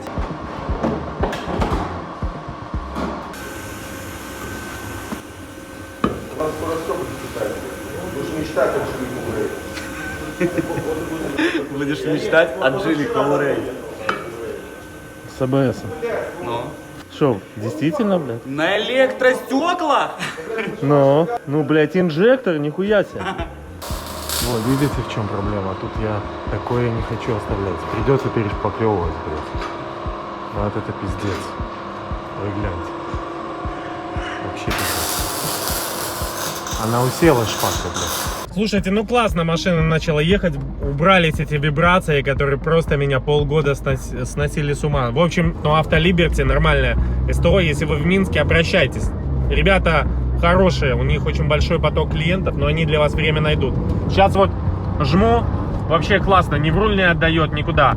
Я еще плюс отрегулировал ступичные подшипники, потому что у них был люфт. И, короче, ну, сейчас классно вообще. Вот все-таки надо было поменять. Единственная проблема в том, что покупал муфту, это $10, расширинг отдал где-то $7. И в итоге... Бабки, сука, бабки! Как жить-то, блядь, а? $127, но хотя бы эта машина сейчас едет как Мерседес. Ну, как надо. Вот, вообще классно, смотрите. Руль, правда, на 5/6 стоит, да, там развала нету, но тем не менее он не вибрирует, и у меня, вот даже можете посмотреть, я открою козырек, видите, он не вибрирует. А раньше он вот так вот ходил, ходуном, вот так вот, блядь. И машина ходила ходуном. В общем, ай, сука, в общем, нормально, ребят, классно, мне понравилось. Что, обратите внимание, ресницы у нас вот эти тоже побитые жизнью. Смотрите, просто такой пескоструй жесткий. Но благо, что я это покрасить могу. За 15 минут полностью и облить лаком. Грунт, база и лак. 15 минут и это готово. И высохнет уже прямо через час. Я честно признаюсь, я так плохо не красил еще никогда. Посмотрите, как легли металлики. Они прямо, как будто краска сползала. Ну да, она была, деталь вот так вот лежала. Но самое главное, смотрите, не убрались вот эти кратеры, их надо перешпаклевывать. А мне так нет желания, если честно. Но придется это, конечно, наверное, переделывать. Сегодня у меня есть жгучее желание позаниматься нашим бампером. Смотрите, во что он уже превратился. Он, наверное, 3 месяца лежал. Еще зимой я, по-моему, с началом весны его начал красить. Эту часть мы должны закрасить, тем более сегодня у нас все есть. Это мои первые. Вот бампер, это первое, что я вообще начал красить. Получилось, в принципе, под полировку более-менее. Но сейчас попробуем превзойти наш результат. Также у нас есть парктроники. Их тоже мы должны покрасить в цвет бампера.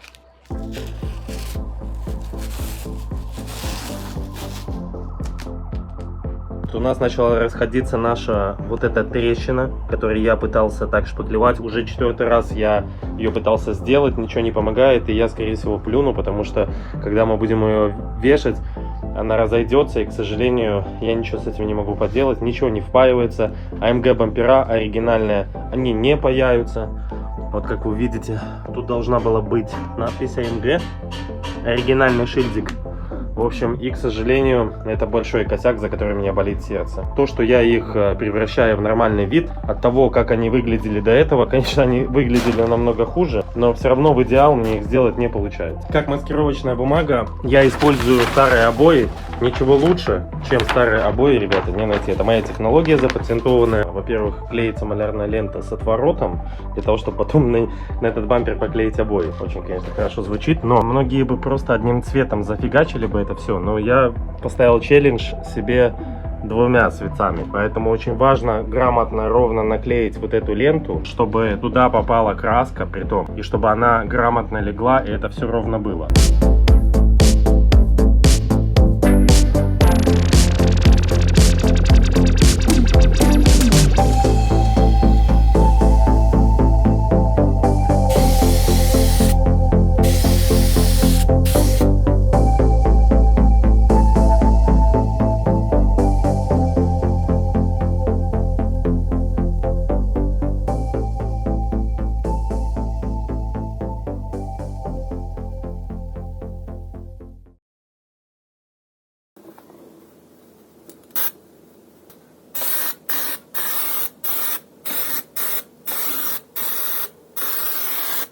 Смотрите, колесо стоит домиком. Вот так, наверное, лучше будет видно, да? Я думаю, ну ладно, опять рулевая трапеция, ладно. Хрен с ним, такое проходили. Залажу я под машину. Ну, думаю, ну может рычаг поломала. Такое тоже проходили. Съела резину. Такое тоже проходили. А как вам нравится такое? Когда выломала подрамник вместе с рычагом. А такое вы проходили?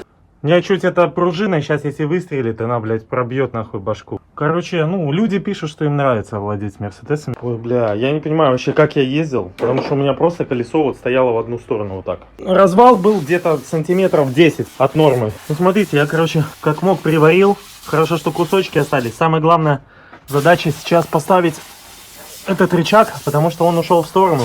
Я очень боюсь этой пружины. Как это сделать? Мне слабо представляется, он просто ушел весь. Видите, вместе с этим сайлентблоком. Пиздец. Я не знаю, чем вы, пацаны, занимаетесь в этот день. Мне заебись. Просто мясо. Мне очень хорошо.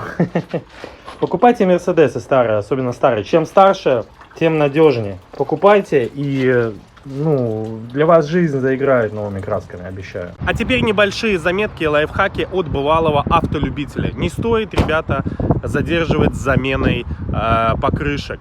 Если вы увидели то, что ваша зимняя покрышка летом износилась, ее стоит поменять. Как понять, что покрышка износилась? Если после вот этих железненьких ниточек появляются матерчатые ниточки, это явный признак, что ваша резина износилась, и ее уже стоит заменять. Это отличный лайфхак, пользуйтесь, можете не благодарить.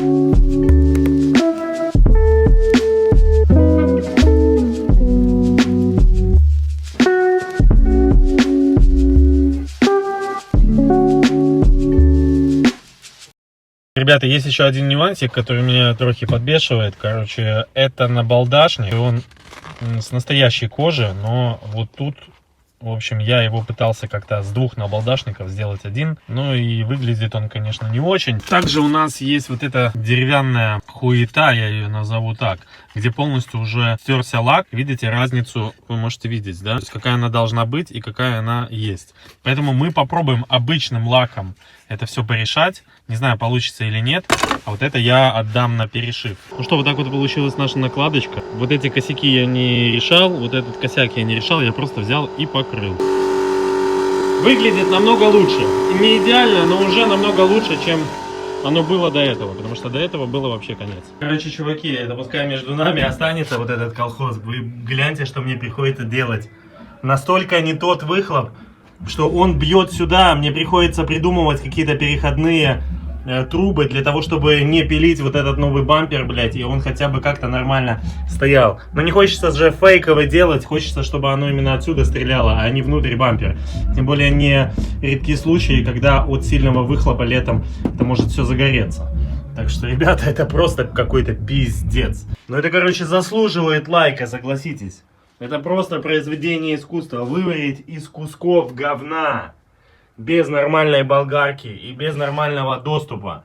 Вот это произведение искусства. Я не знаю, как бы, ребята, мне кажется, что я либо премию Дарвина, либо, короче, вон, смотрите, кусок вообще монтировки туда варил, нахуй. Но это хотя бы как-то даст возможность его нормально повесить. Короче, мы блогеры, я снимаю. Как ты идешь?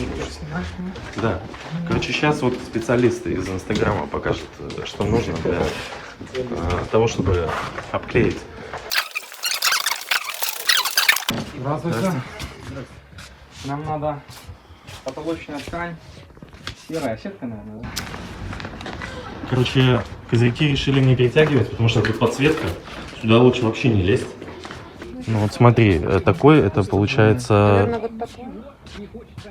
Ну это вообще не подходит. 10. Постер бери в начале, ага. стекла где-нибудь с запасом 5-7 сантиметров. В общем, смотрите, польский клей $15 и плюс материал 25. $40 уже нужно будет потратить даже на материалы, просто это не считая работы. Блять, я перешивал, я пробовал, ребята, переклеивать потолок, я просто все просто проклял. На самом деле, у меня ж не получилось ничего.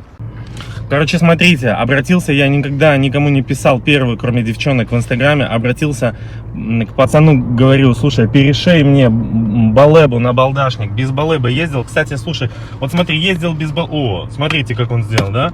Вот я без балебы ездил, короче, и нормально переключал, а он мне, видите, как грамотно сделал. Вот. Но это, может быть, у него просто первый раз так получилось. Давайте еще сейчас сразу рекламу не вот этому прекрасному человеку с доверчивым цветом лица не будем делать. Пускай он еще попробует сделать самое главное. И если он сделает хорошо, тогда я смогу его услуги прорекламировать. Потому что я всегда перед вами честен, и мы будем работать по факту. В общем, пока что мы потратили $40 на материалы. Сейчас мы едем в гараж. Да, но получилось классно. Смотрите, он восстановил, получается, старую вот эту балебу мою, да, старую, и восстановил, почистил кожу. Обратите внимание, во-первых, оно становится четко, да, не двигается. Во-вторых, все под оригинал, под ДМГ, правильно? Да, да. Слушайте, ну чувствуется, она офигенная. Притом, что ты вставил сюда кожу, получается? Да, вот здесь перфорированный материал и материал структуры Мерседес. И структура Мерседес, то есть, да, чтобы было видно, что якобы это с завода, да, получается? Ну все, офигеть. Это лучше, чем завода, понимаешь? Понятно.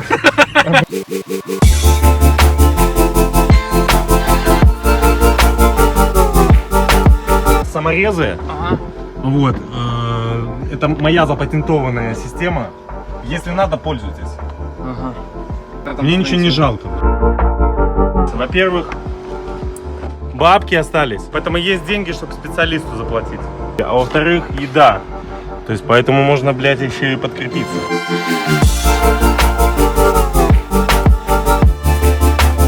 Самое приятное, что тут есть, это Парктроник. Вот это. Это новые технологии. Песок уже сыпется, блядь, с этой машины. Ебаный. Только так же просто, как он снимается, не думайте, что он так же просто вешается. Это просто пипец. Хотя бы можно посмотреть, какое ты уебище. Разыгрываю оригинальную мерседесовский потолок. Вот, значит, оставляйте комментарий. Я его оставлю вот тут, короче, и подарю лучшему комментатору. Так что не забывайте комментировать и выигрывайте очень ценные оригинальные призы.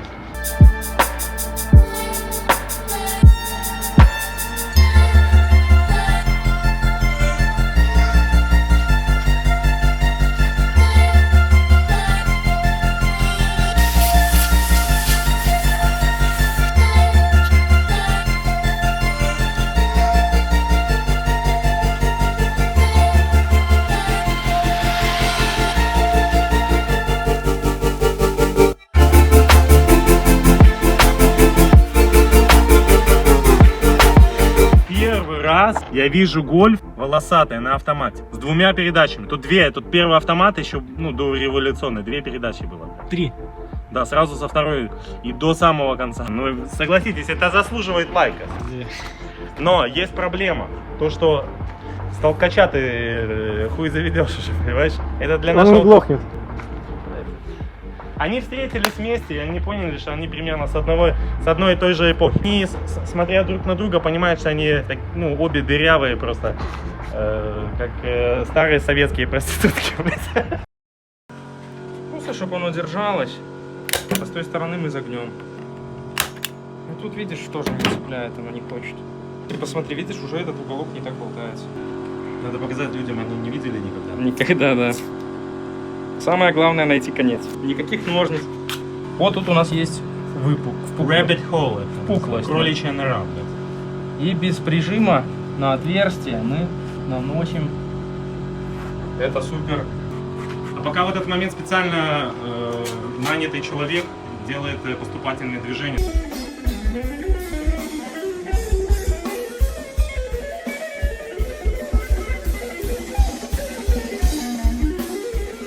Сколько ты сказал, полчаса где-то надо вот эту штуку?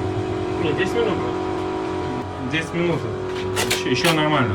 Никогда бы не подумал, на самом деле, что вот это надо заклеивать, если честно. Ребята, это просто, ну, сделано реально. Вот это сделано из каких-то опилок. Я не знаю, из чего это сделано. Это настолько нежный материал, то есть если ты его немножко больше тиранешь, начинают уже образовываться какие-то артефакты. И наша новая крыша может нормально не лезть. Это очень, очень важный момент.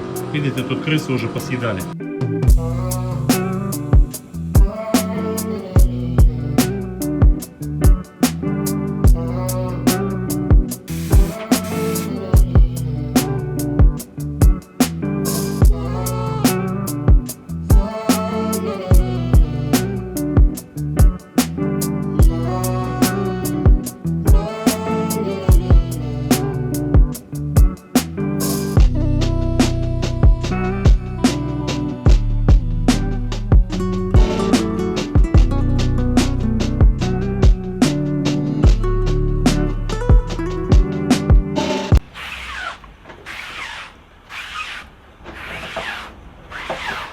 Смотри, как она приклеилась. Вообще по красоте. Когда я зимой клеил у себя в комнате, он нихуя не держал. Значит... Это магия, блядь, это уличная магия. Фак мой мозг! В рот мне ноги! Тут вообще что происходит, а? Блин, я обоссался! В общем, воссоздаем Мерседес заново. Смотрите, что это руками там водит, типа он разбирается, умеет. Смотрите. В рот мне ноги! Смотрите, видите, как пельмени делается? Вот так, должно быть с подворотом, чтобы он не отклеился у вас на следующий же день. А то откройте, типа, на проветривание этой форточки, и у вас потолок вылетит. Именно по качеству, как вот китайские носки, помните, покупали там типа за $10 пар. Вот неопрен такой. Все четко. Такого специалиста, как Витя, не найдете. Вот вам номер оригинальный. Заказывайте прямо с Германии. Где-то 10 тысяч дойчмарок. Вот аж такая, ну типа, не супер профессиональная, потому что, ну, это надо этим заниматься профильно. Не то, что забава. Вот конкретно либо потолки там делаешь, либо рули шьешь, либо сиденье. Короче, специалист хочет сказать то, что он потолками не занимается, он перешивает салонные рули, правильно я понимаю? Рули. Рули он в основном перешивает. Но если очень сильно попросите, я думаю, здесь еще и финансово подогреете пацана. Вот. Согласиться сделать. Вот это специнструмент. На гаражах хуй сыщешь, такой, блядь, разыщешь. Тут, блядь, болта хуй поищешь, ну, блядь, допросишься. Это же хирургические операции. Короче, самое главное, ради чего мы сегодня собрались, надо сделать послание будущему поколению, кто купит эту машину. Блять, я чувствую себя Пикассо. Как и модный художник ставит свою роспись после работы, так и я оставляю свой след в душе и в судьбе этого Мерседеса. И не благодарите. Давайте посмотрим на результат.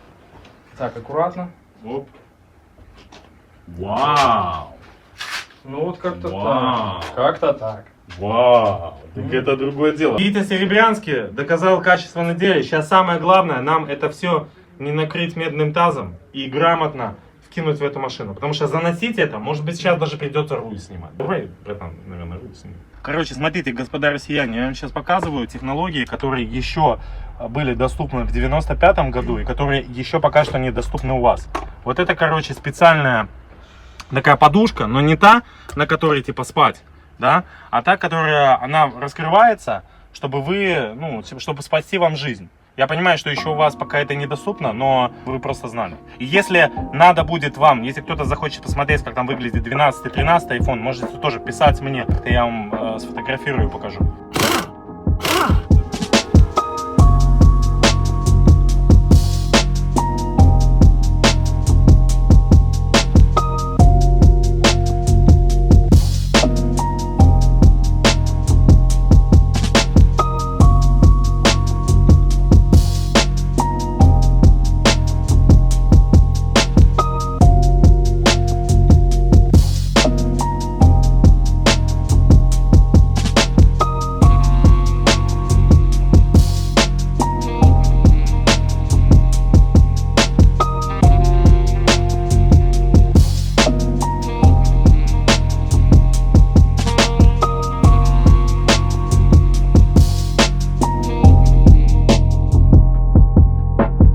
Слушай, ну, лучше, чем было до этого, и мне кажется, даже лучше, чем те саморезы, которые я вкручивал прямо в крышу. А тебе как кажется? Ну, я думаю, что 100% лучше, чем было. Мы сделали все возможное для этого. Но ты сказал, что ну, тебе не так нравится этот результат, потому что по причине того, что сама поверхность была убогая. Да, ну как бы подготовить можно было, но это надо было потратить больше времени, денег, сил. Надо было шлифовать, а вот именно сделать именно, чтобы вот в эти $40, да, вот это сколько, ну мы по сути купили просто ткань, по сути купили просто баллон. Да, и все и потратили 2 часа, по сути, времени. Ну, грубо говоря, да. Я думаю, такой результат за 2 часа это классно. По-любому освежили. Кстати, ты эту ручку сделал, вообще классно. Ну, во-первых, оно под оригинал, под руль, ну, вообще супер. Значит, тебя можно рекомендовать, на самом деле. Да, но у ручки это как раз то, чем я занимаюсь. То есть ты в основном не потолками, да, ты не занимаешься? Ну, это ты просто попросил, поэтому так. То есть в потолках я не профессионал, я не говорил, что будет идеально, я говорил, что будет лучше, чем было.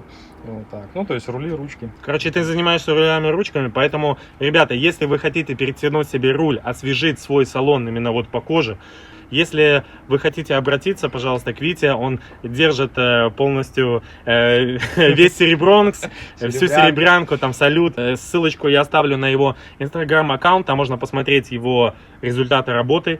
Вот, и по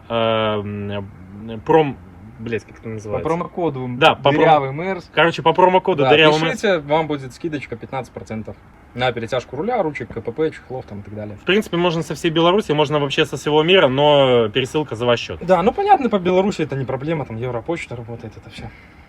Ну, короче, спасибо тебе большое, да, что ты все, посетил обращайтесь, пишите. Гараж, конечно, эту машину уже ничего не спасет, но то, что это небо, потолок не падает мне на голову, ну, мне на самом деле нравится. Оно именно вот освежило. Вот уже не хочется этой машину, если честно, даже продавать. Я хочу сказать. Захотелось уже покататься. Хочется еще где-то день-два поездить, а потом уже продать. Ну, кстати, машина будет уже дороже. Потолочек не висит. Да, скажу, блядь, смотри нахуй. Ну, накинь немножко. Да. Не знаю, но мне эта сидушка нравится. Все вот эти углы, да, они прямо созданные маэстро. Ну, сразу видно, что на машине ездят. А если машина ездит, значит машина работает.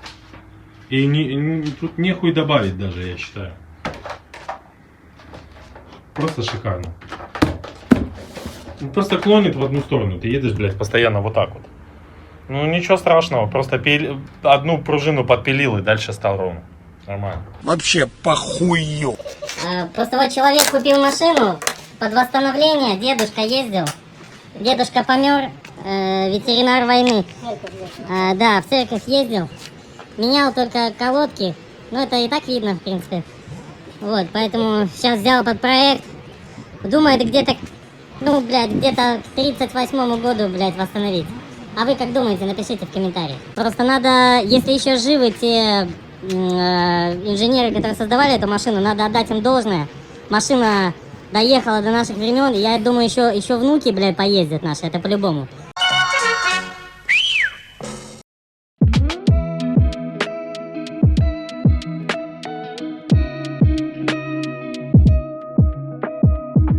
Видос снимаю, видишь, хуй. Ну, оно как бы...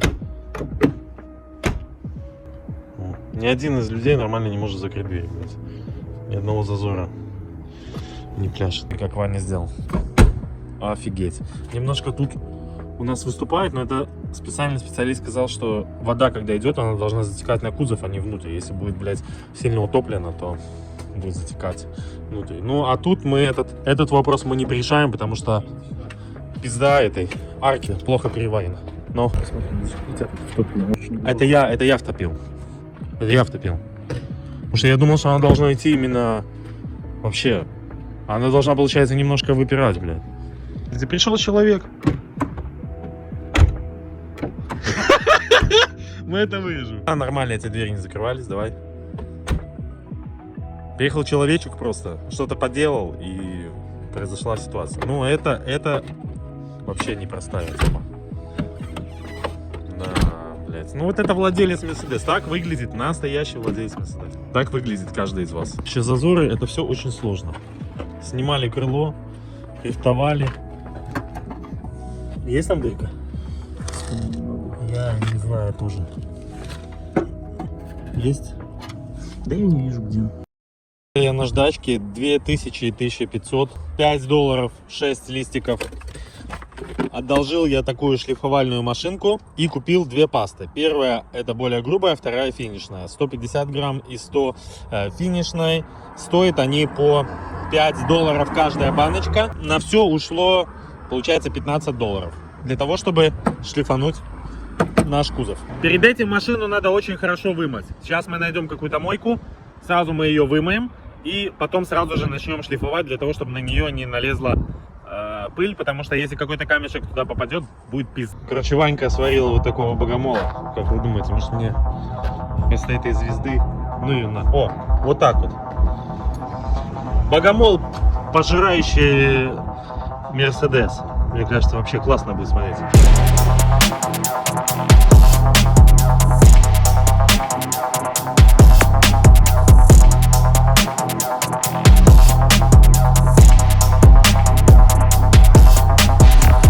Короче, получается... Белая группа, да? Ну да.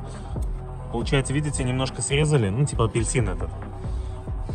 Сейчас сначала первый попробуем. Так вот мазаете. Так вот мажете пальцем своим кривым. Мозолистым. И все. И потом сейчас покажем, что сделать.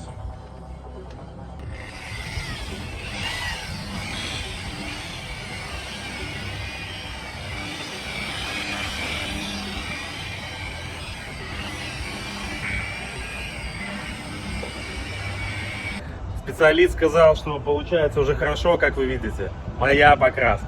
Моя. Бля, я так не нуждаюсь, конечно, в рекламе, блядь, если честно. Не нуждаешься? Нет. Ну а девочки, чтобы звонили, телефон Нет, оставишь? мне эти... Уже два ребенка больше не надо.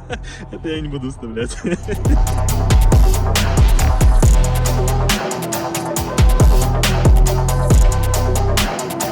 Хвастовство. Что ты сейчас сказал?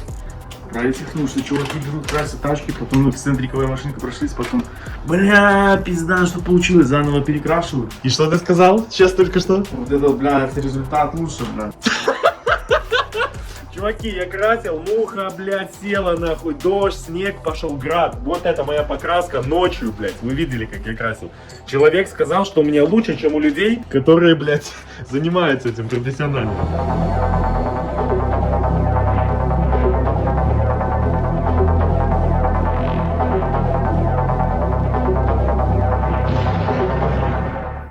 Так, ребята, короче, моя печка, она постоянно дует горячим. И не работает кондей. То есть яйца Mercedes, вот как они выглядят. И вот мозг 95-го года.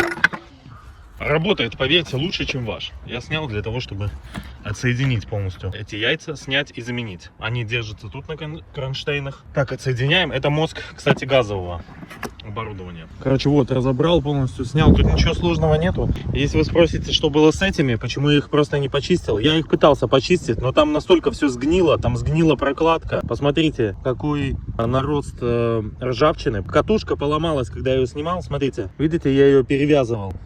Катушка поломалась, и все, и конец. То есть там, ну, их почистить адекватно, эти клапана, невозможно. То есть им просто конец. Когда машина ездила на воде, а она ездила за свою жизнь на воде, это все там позгнивало. И стать вот так вот зимой и оказаться без печки, или когда летом печка постоянно греет, не, ребята, лучше всего я поставлю, заплачу эти 20-30 долларов за бэушку оригинальную. Я ее поставлю и не буду просто долбить себе мозги. Уже второй ограничитель сломался у меня. Один на задней двери, я его заварил. Именно в этом месте, видите, он склепан так. Пришлось опять разбирать дверь, потому что эти уши, видите, обломались. Сейчас попробуем их заварить. Если не получится, то тогда придется на пластмассовые стяжки, как обычно. Мне кажется, что получилось просто ювелирно. Ювелирная работа, и мы сэкономили, ну, баксов 20, наверное, 30. Слава сварочному аппарату. Короче, смотрите, поставил механизм. Пришлось наварить сюда шайбу, потому что тут посадочная раздербанила, раздраконила. Вот, и все. Смотрите, тут закрепил. Прекрасно закрывается.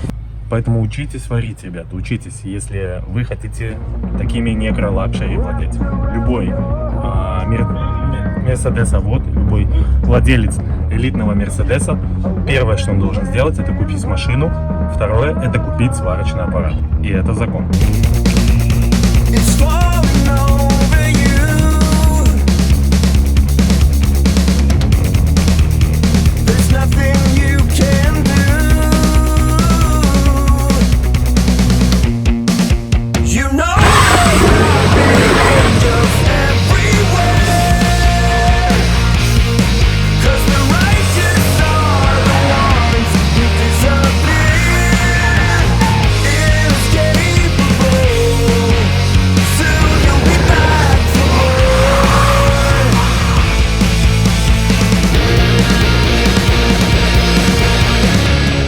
Чуваки, представьте, этот Мерседес настолько мощный, что сейчас он за собой таскает вот этот прекраснейший дом на колесах. Если в действительности меня просто выгнали из дома, потому что все деньги я потратил в это корыто. Не зря мы снимаем возле этого мусора, потому что, во-первых, это кадры 90-х, это разваленные заводы, которые отжимали конкретно примерно вот братки из 90-х на таких машинах. И в действительности эта машина прекрасно вписывается, потому что это такой же мусор, как и вокруг тут, потому что я сюда вложил деньги, и машина из тыквы превратилась в мусор.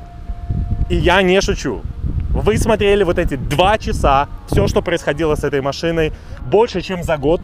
Я не выпускал ни одного видео, никто ничего не видел. Я просто собирал это все, чтобы потом мы получили AMG. И в конце Г. Но мы не будем сегодня о плохом, мы будем сегодня о хорошем. Посмотрите, как эта тачка выглядит. Согласитесь, то, что эта машина с AMG обвесом, она выглядит намного выигрышнее, чем обычный сток. Честно говоря, именно в таком, мне кажется, обвесе должны продаваться были бы все Мерседесы, чтобы они смотрелись нормально, а не с этими обычными стоковыми, просто унылыми обвесищами, которые даже на них просто без слез очень сложно смотреть. И, честно говоря, мне нравится ездить на этой машине, на нее обращают внимание, но не девочки, не люди на нормальных автомобилях, на нее обращают внимание люди на таких же машинах, потому что среди них AMG обвес это король, но среди обычных людей это все не имеет никакого значения. Люди просто вообще не понимают, они думают, что эта машина и такой же в принципе и должна быть. Кстати, я хотел сказать, что следующий мой проект это вот эта прекрасная незаменимая классика, которая... Тут ты сказки. О, курва! Я пообещал вам, что я сделаю из этого убожества, в которое, если помните, со стороны улицы пролазила моя голова, настолько она была дырявая. Я, по-моему, пообещал, что я сделаю AMG. И я единственный блогер, наверное, который сдержал обещание, блядь, и я ее превратил в AMG. И мне для этого хватило очень мало времени, всего лишь навсего 6 лет. В этой ситуации мы просто это самое... Не, ребят, ну на видео она смотрится неплохо, особенно лучше всего она смотрится в дождь, ночью и человеком, который дома забыл очки. Из 50 оттенков зеленого с оттенками ржавчины эта машина превратилась, ну, максимум в 2-3 оттенка зеленого вместе с подтеками. И больше всего меня радует это вот эти китайские парктроники. Блять, $3-долларовые, блять, вот эти парктроники лучше всего стали, чем все остальное. AMG выхлоп у нас есть, который я полировал даже. Вы видели, как я его прекрасно варил. Шикарнейший AMG выхлоп. Тут вообще должен стоять квадратный такой выхлоп. Но просто у меня не было денег, блядь, поэтому я поставил все, что было.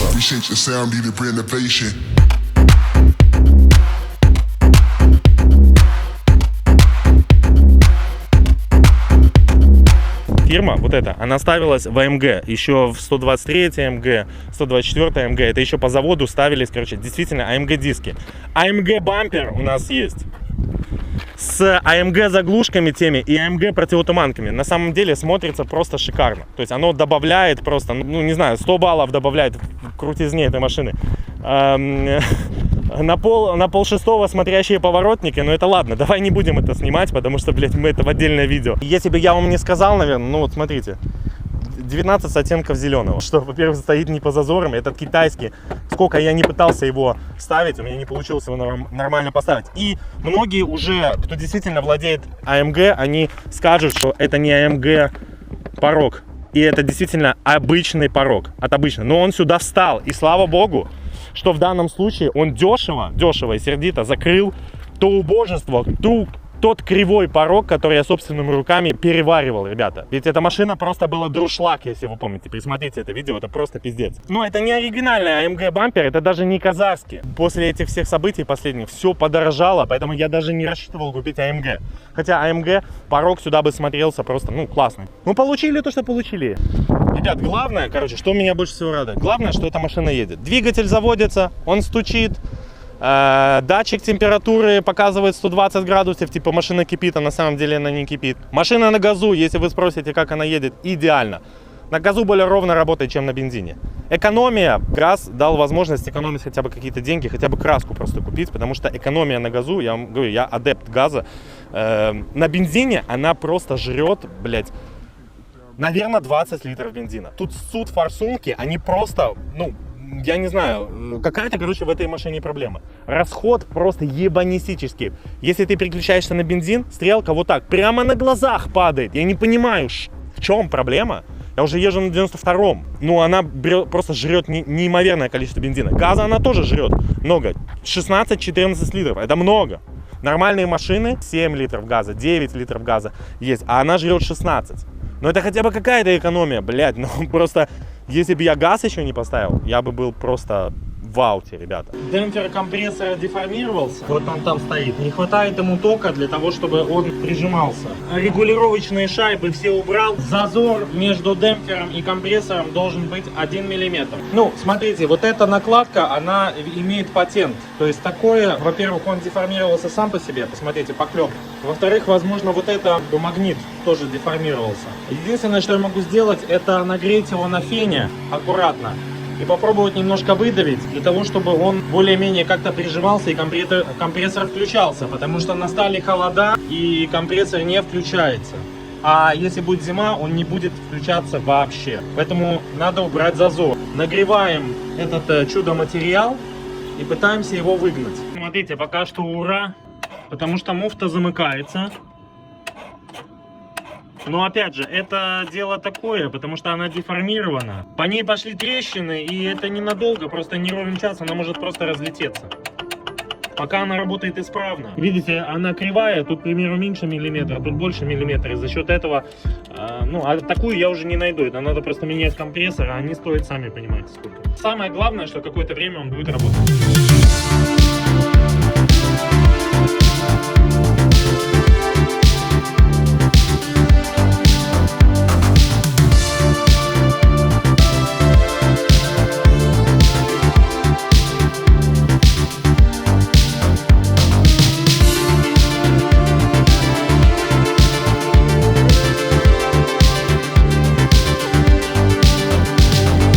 даже оператор сказал, что когда вот смотрел, когда я говорил про все минусы, он говорит, блядь, ебутся все зазоры просто. Я же их пытался выставлять. Мы пытались сделать так, чтобы двери закрывались, они до сих пор не только, они, может быть, закрываются лучше, но они не по зазору, блядь. Открою секрет.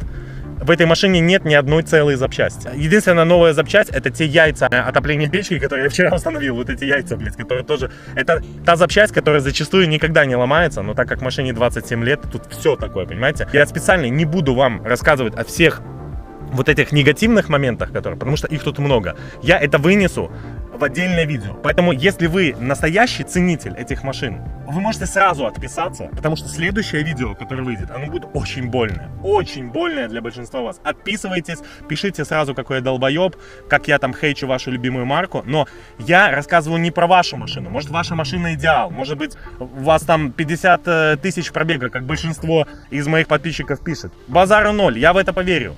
Но в моей машине не то, что 500 000 пробега. На ней, наверное, раз 20 вокруг земли проехали, потом мне ее продали, я ее переварил, раз 20 я на ней потаксовал вокруг земли, блядь. Съездив, я по всей Европе проездил на этой машине, как она еще там не заглохла, непонятно. Это то же самое, что старую жену вот накрасить, да, повесить ей бант и попытаться ее сделать молодухой. Это просто, ну, это выглядит аляписто, если честно. Так вот, я, короче, эти негативные моменты, давайте, я их всех соберу, я расскажу всю боль, которую я вообще получил от этой машины. Как я устал от нее, я расскажу в следующих видео. Поэтому, если вы хотите увидеть это, если у вас из глаз не потекет кровь от этого видео, будьте подписаны на канал. Если вы спросите у меня вопрос, вообще доволен ли я результатом, нравится ли мне, счастлив ли я, что я проделал эту всю большую работу, получил ли я тот результат, который я хотел, я вам честно отвечу, что нет. Знаете, когда человек добивается цели, зачастую он больше кайфует от пути к этой цели. Когда вы получаете результат, ради которой цели вы шли, зачастую этот результат вас не вдохновляет. Вы хотите двигаться дальше, дальше, дальше. Так вот, в моем случае, этот результат не то, что меня не вдохновляет, он меня огорчает. Просто мне жалко того времени, которое я вообще на эту машину потратил. Но, тем не менее, какой-то кайф я от нее получаю. И я буду на ней ездить, и я буду кайфовать. И эта машина, она красивая, согласитесь. В C36 обвесе она выглядит очень классно. Я думаю, что на видео это видно. И если вы задаете вопрос, сможете ли вы сделать такую, сможете ли вы сделать AMG Style, я вам отвечу, что если я со своими кривыми руками смог это сделать, сможете сделать и вы. Но если вы будете это делать сами, потому что если вы будете отдавать машину на СТО, скорее всего, это не имеет никакого смысла. Но в любом случае, спасибо, ребята, что досмотрели до конца эту двухчасовую эпопею. Это было очень сложное видео. Я иссяк просто эмоционально, я очень сильно устал. Я был в депрессухе от того, что у меня получилось. Я не знаю, вы будете хейтить меня, вы меня поддержите. Я не знаю, пишите все ваши вопросы, все ваши комментарии. Но я пытался сделать все, что мог. Я пытался сделать все своими руками. Я вам... Самое главное, что у меня душа чиста. Я выполнил то, что я заявил. Сделать из дырявого корыта AMG стиль. Я это сделал. Получилась хуйня. Это опыт. За это время я научился, за все время существования канала, я научился работать с двигателем. Я научился покраске. Ну, вы видите, да? Но, тем не менее, я знаю, что такое покраска. Пока вы не покрасите хотя бы один элемент, вы не поймете, как должна выглядеть нормальная покраска. Я научился варить. Короче, много чему научился. Работать с подвеской, колхозить. Больше всего я научился колхозингу. Колхозинг, ребята, в наше сложное время с этими ценами на запчасти, на топливо, это наше все. Я научился многому. Сейчас я понимаю, что эта машина, это была не то, что большой ошибкой. Может быть, это для большинства людей, кто не хочет этим заниматься, не имеет гараж, не имеет столько времени свободного. Это большой опыт, который я принесу через всю свою жизнь. И следующий выбор машины я буду подходить уже более вдумчиво. Ребята, за время существования этого канала 2016 года успели уже родить детей. Кто-то уже успел там вырастить внуков. Дети уже пошли из детского сада в школу. Ребята, а я родил вот это. Я не знаю, что будет с этой машиной, пока я буду на ней ездить, пока я буду кайфовать. Все-таки Mercedes есть Mercedes, но от него, конечно, осталось мало. чего мерседесовского, если честно. Я уже за это время поездил на многих машинах, и у меня уже есть что вам рассказать, поэтому ждите следующего видео. Оно будет очень скоро, видео будет выходить чаще. С этой машиной я уже, в принципе, закончил. Про полировку я даже говорить не буду, блядь. Мы специально машину не снимаем, блядь, близко. Ну так, в принципе, если вы где-то увидите меня в городе, то дайте знать. Вот, будет приятно с вами пообщаться. Пишите ваши вопросы и комментарии. Подписывайтесь на канал, ставьте лайки. Будет очень много интересного. Если хотите увидеть новое видео, ставьте колокольчик. Вот. Ну, хотя бы приятно, что вы просто меня не забываете. Поэтому спасибо большое. Увидимся. Милан, я твой паспорт забрал. Когда доснимешь видео, я тебе его отдам. То, что ты будешь работать на меня и снимешь это видео, я тебя свожу в настоящий буфет водителей троллейбусов. Ты никогда не был в таком заведении. Высшая ценовая категория. Поэтому, короче, мы идем пить идеально. Самый лучший итальянский кофе — это в буфете, блядь, у водил автобусов, нахуй, и газелистов. Это уникальные кадры. Масочку не забыли. До 24 работает. Идеально, блядь. Воскресенье выходной. Блядь, и последнее. Все, ребят, не получится. Извините. Ну, может, туалетом бесплатно воспользоваться. У меня есть один пакетик китикета, если хочешь. Тебе, короче, китикет похавать, а у меня есть пакетик этого кофе. Или тебе, ты выбирай, либо китикет, либо кофе, братан. Хорошо. В этот раз, блядь, я буду заваривать себе китикет. Я буду суп из китикета, блядь, варить. Сейчас, короче, приедем в гараж, закинем, блядь, туда этот кипятильник и все. Нормальную хавку сварим. Настоящий мерседесоводы только это и хавают.